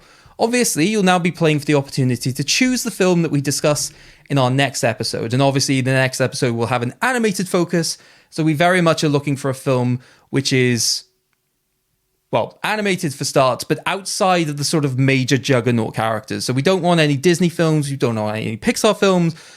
We don't want any DreamWorks films. We're very much looking for underrated, to a certain extent, or just outside of the big scope films to play on there. So, David, to give them a hint of what film they could win if they choose you.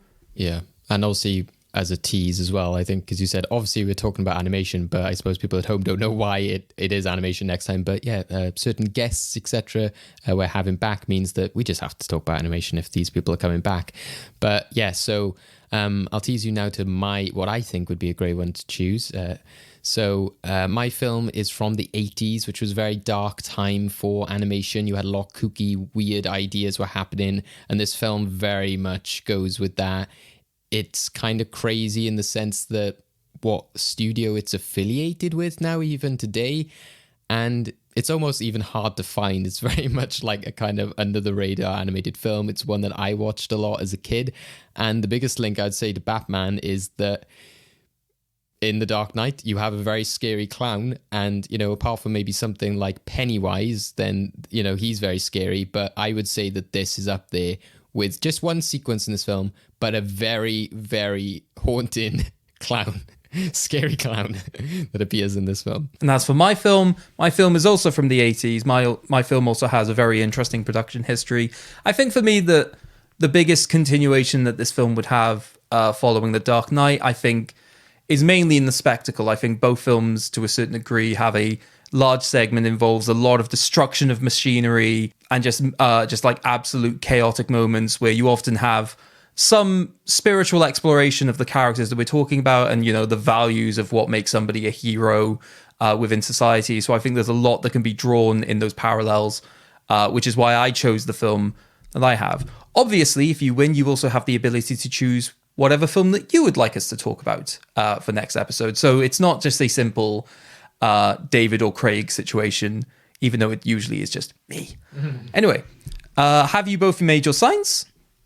Yes. Okay, are we ready for our first character? Yes. Yes. Okay, so your first character, and David, can you keep score? Yes. Okay, so I'll give you about 5 seconds to make your decision. Your first character is Lord Deathman. 5, 4, 3, 2, 1. Okay. I believe you have both gone for that is not a DC character. Want to give us any hints on why you think that might be the case? No, it sounds too generic, but it wouldn't surprise me. Okay, so you think that the franchise that has given us characters such as Superman and Batman is a bit too generic to go for Lord Deathman. So, DC or not DC? That is a DC character. Wow. Oh, Yeah. need to brush up on my DC knowledge. I mean, I've deliberately gone for relatively obscure characters in this situation. and bad news, I said to David before this, I thought that Lord Deathman was one of the more obvious ones on this list. Oh dear, I didn't recognize it either. Okay, we're starting this off on the wrong foot. Okay. I mean, that's fine. It can only go up from here. Yeah. Okay, so our next entry is technically a duo of characters. Hammer and Sickle. DC or not DC? 5, 4, 3. We've gone for a diverging. So, just to double check. So, Paul has gone not DC. And then DC. So, obviously, one of you is going to be right. DC or not DC? They are DC characters. So that is 1 point. So just to give you an idea of who they are originally a pair of conjoined twins called the Abramovici twins. They basically become henchmen for Joker, who end up basically having them separated because he believes that they can fight more effectively apart.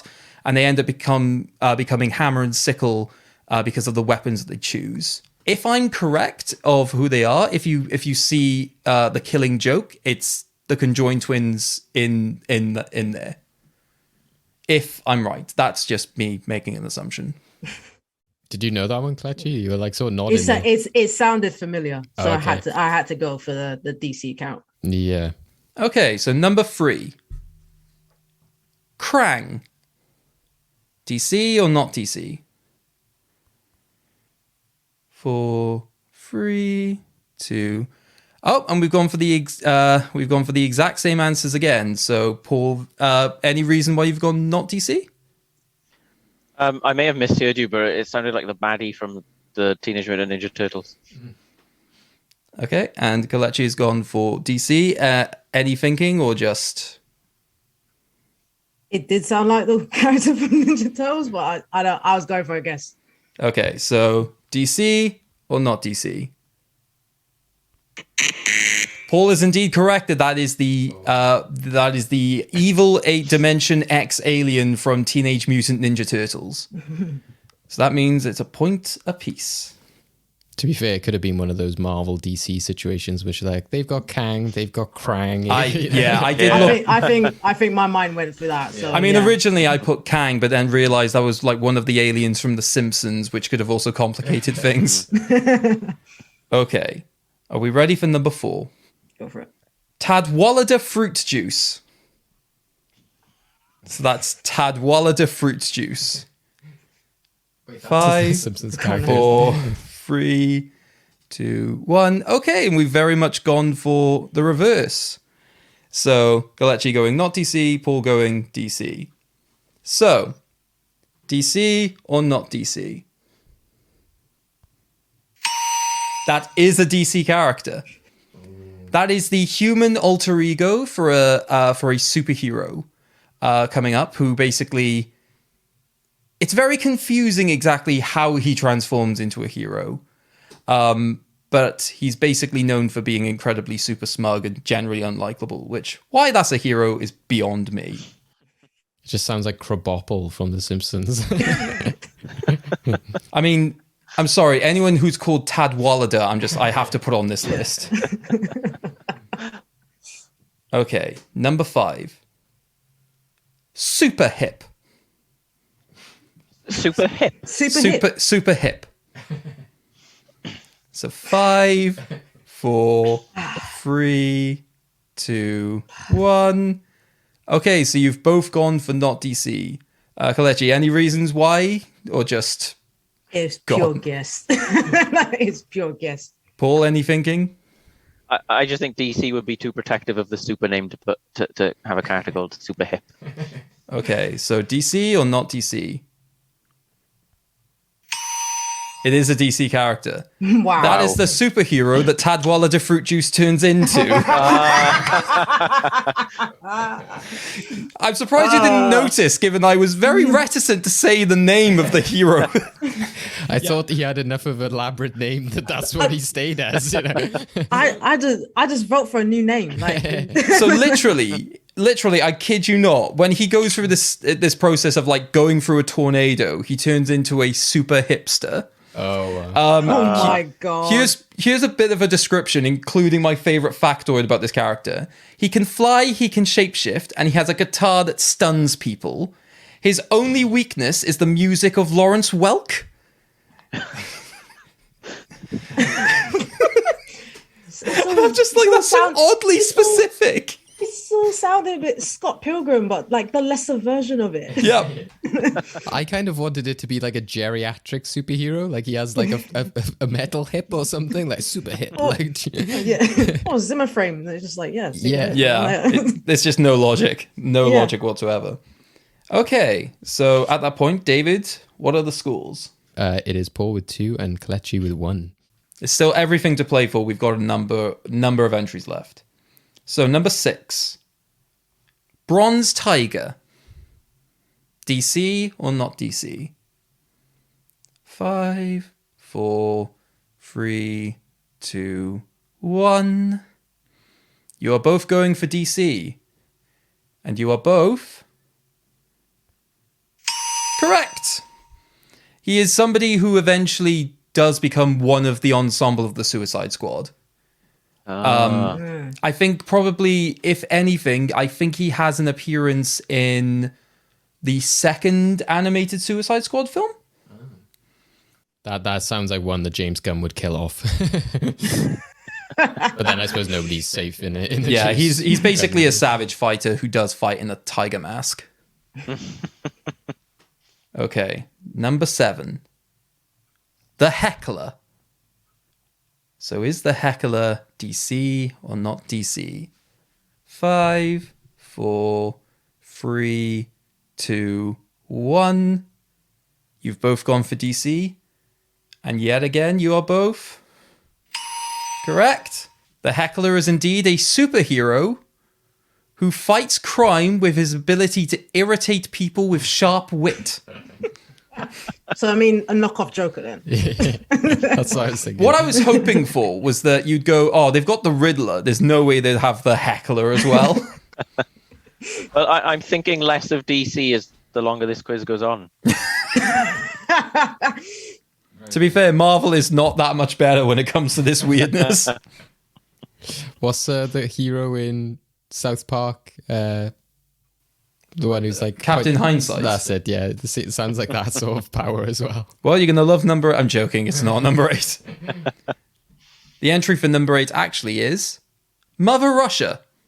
DC or not DC? Oh, I've heard of this one. 5, 4, I'm going to take a roll. 3, 2, 1. Yet again, we've gone diverging. So Kelechi has gone DC. Paul has gone not DC. So, DC or not DC? Not a DC character. Paul, do you know where they're from? I feared the character name, but I can't think. I thought it might have been Marvel, but So you're technically right. David, who is Mother Russia? You should know this. Well, I thought it was Kick-Ass. Yes? Yeah, that's not Marvel. No, but like the comics were like sub-produced. Oh, yeah. It's like Image, I think. Yeah, so it's Image Comics, but like if you look for like an absolute head-up distributor, whatever, it's Marvel. Right. So regardless, still not DC. So you're not going to get me on that technicality. But yeah, so Mother Russia is a villain in Kick-Ass. In the actual film in which she appears in Kick-Ass 2, her theme is basically the same theme as the Tetris theme. It's so weird. Okay, are we ready for number 9? Yep. Yeah. Leslie Thompson. So DC or not DC? 5, 4, 3, 2, 1. You've both gone for DC. Do you recognize the character? I think she's one of the... She's in Gotham. One of the characters in Gotham, I think. Okay. I just guessed. Okay, and Paul just guessed. So, DC or not DC? I'm sorry. Oh, you're kidding! The character that you're thinking of is Leslie Tompkins. Cruelty. Absolute evil. Craig is the heckler. You are the Joker. You really are the Joker. Thank you. I mean, I've dressed up as him before. Like, this is the two boats. It's like Leslie God. Tompkins and Leslie Tompkins. yeah. Number 10. Sally Metcalf. DC or not? Don't show. What? DC or not DC? 5, 4, 3, 2, 1. I don't know. Okay, so we've gone for diverging. So Paul has gone DC, Kelechi's gone not DC. I'm surprised that David's laughter was not a giveaway, but the character is not DC. It could have been an affection for the character. David, would you like to tell them who Sally Metcalf is? Character in Coronation Street. Like a Gail Platt level kind of bob hair, proper old woman. I didn't tell David any of these questions beforehand, so he has no idea what's going on. But like, my God, if there's any opportunity for just that, just give away. Okay, so at this point, David, with 3 questions to go. So that one, it was Paul went DC. Went wasn't it? DC. Yeah, so that means that it's 4 to Kelechi and 5 to Paul. So catching up, it's tight again. And like I said, with 3, it's anyone's game. Are we ready for number 11? Yeah. Nobody.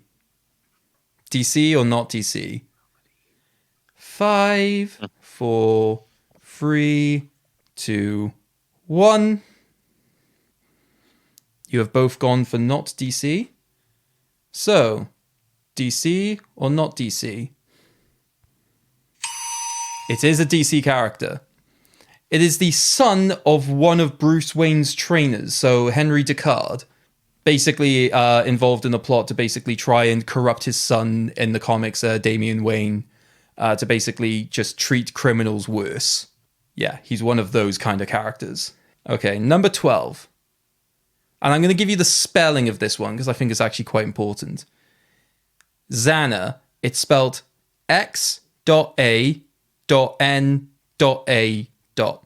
So it's an acronym, but spells Xana. So 5, 4, 3, 2, 1. Yet again, we've gone diverging. So Kelechi's gone DC, Paul has gone not DC. So, just checking, do either of you have an inkling of who this character is? Hell no. Not a clue. Not a clue. Is it Xanadu? So, DC or not DC? Not a DC character. It is the villain virus program in the French animated children's show Code Lyoko. If you say so, Craig. Yeah. I feel like I'm the only person in the world who ever watched this show. I can give you a basic idea of what happens in this show. I don't fully understand what happens in this show. It never got finished because the production company went bankrupt. So I'll never know how the show finished it, but I loved that show as a kid. Okay, so we have the final question. So for the final question of this endgame, we have the character Killer Moth. DC or not DC? 5, 4, 3, 2, 1. You have both gone DC, and you are both correct. Killer Moth is indeed a DC character. People described him as the anti-Batman insofar as he would turn up to situations where criminals needed help escaping and would basically help them escape. I think his most famous role is being killed by the Red Hood. I want to see that as a film. I want to see. I'm also pretty sure with go back into Lego Batman, I think where all the obscure villains appear, like running around, I'm pretty sure he's one of them as well. Probably. So the question is, does he get his own actual released Lego figure? Yeah, I think he was in the like random minifigs one, which is why I saw him before. But because I was also thinking, am I just getting mixed up with Firefly? But then I was like, no, I'm pretty sure this is the thing. Okay, and that is the end of DC or not DC. So, David, I'll hand over to you for the final scores. So, yeah, it was a tough race there, but it was Paul who came out as the winner there with 7 points. With Kelechi ended with 5. Good game, Kelechi. Good game, Paul. It was an incredibly hard game, so I think getting basically around sort of the middle score, I think is commendable for essentially me being a dickhead. So yeah. I applaud both of you. As Craig said, cruelty. Yeah.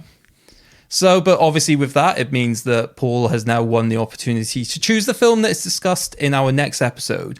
So, Paul, what are you going to go with? Are you going to go with David's suggestion, my suggestion, or do you have a suggestion of your own that you would like to give us? I have a suggestion of my own. It's a film I've never heard anyone else talk about before. So I'm really, and it's quite something. It's called A Town Called Panic. Okay. It's a French animated film, and the link to Batman is chaos. Oh. So the Joker, it's stop motion, and it essentially, you know, those figures you used to get as children. I'm probably 10 years older than you, so you may not. But you get like little, you get like a little army man, a little Indian, a little cowboy, a little horse. It's that, and it's in French, but there's no language. It is utter chaos. It's hilarious, and I really look forward to hearing what people make of it. When you say there's no language, I mean, what, like no dialogue, you mean? Or you just kind of have to like assume what they're talking about? I think there's subtitles, and it might actually be in French, but they talk so quickly it just sounds like gibberish. Interesting.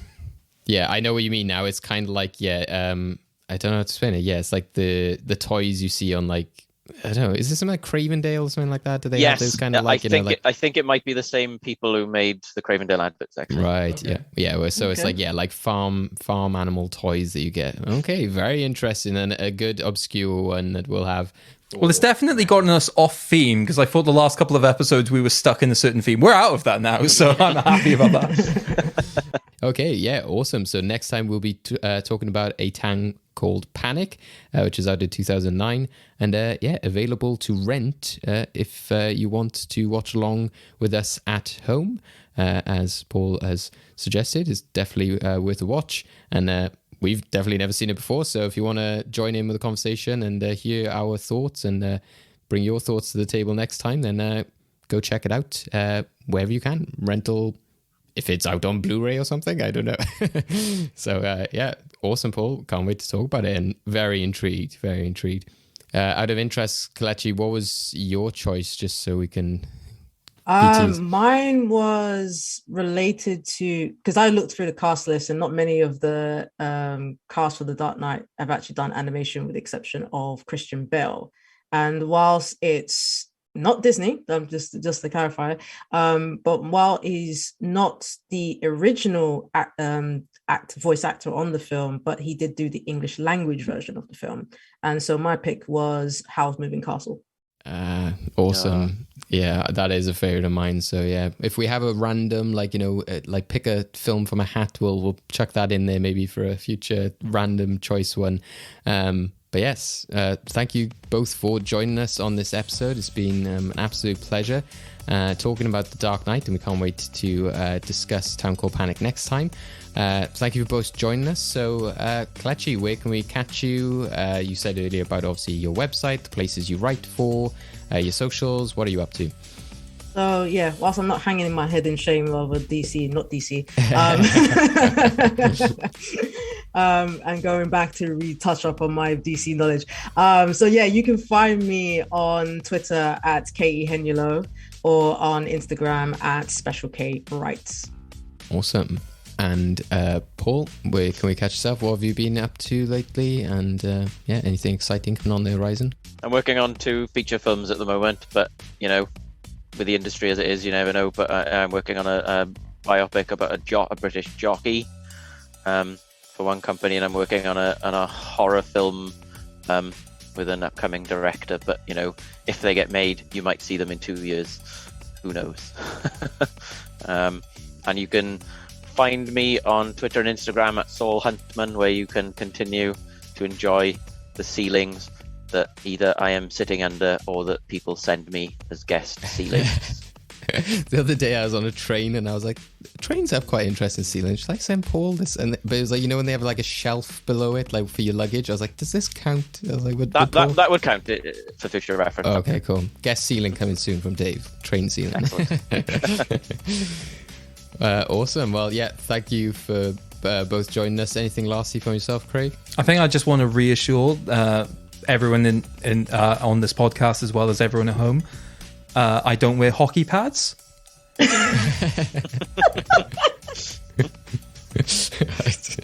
So okay, thanks for the clarification, and we look forward to everyone joining us next time. Thank you again, Kelechi and Paul, for joining us. We hope you can join us in the future for another episode, and we'll catch you all soon. Bye. Thank you. Bye. To keep up with the latest episodes of Well Good Movies, you can listen to us on all your usual podcast outlets, including Apple, Google, Spotify, YouTube, and more. Don't forget to follow us, subscribe, and rate us where you can to keep our podcast growing. You can follow us on Twitter, Facebook, and Instagram at Well Good Movies to keep up with the latest news and highlights from all our episodes, as well as tell us what movies you want to be discussed in the future. And if all of that isn't enough, you can also find us at our website, freshtakehub.com/wellgoodmovies, where you can catch all our episodes along with videos and articles deep diving into the worlds of film and television. So what are you waiting for? Go check out the film we'll be discussing in next time's episode.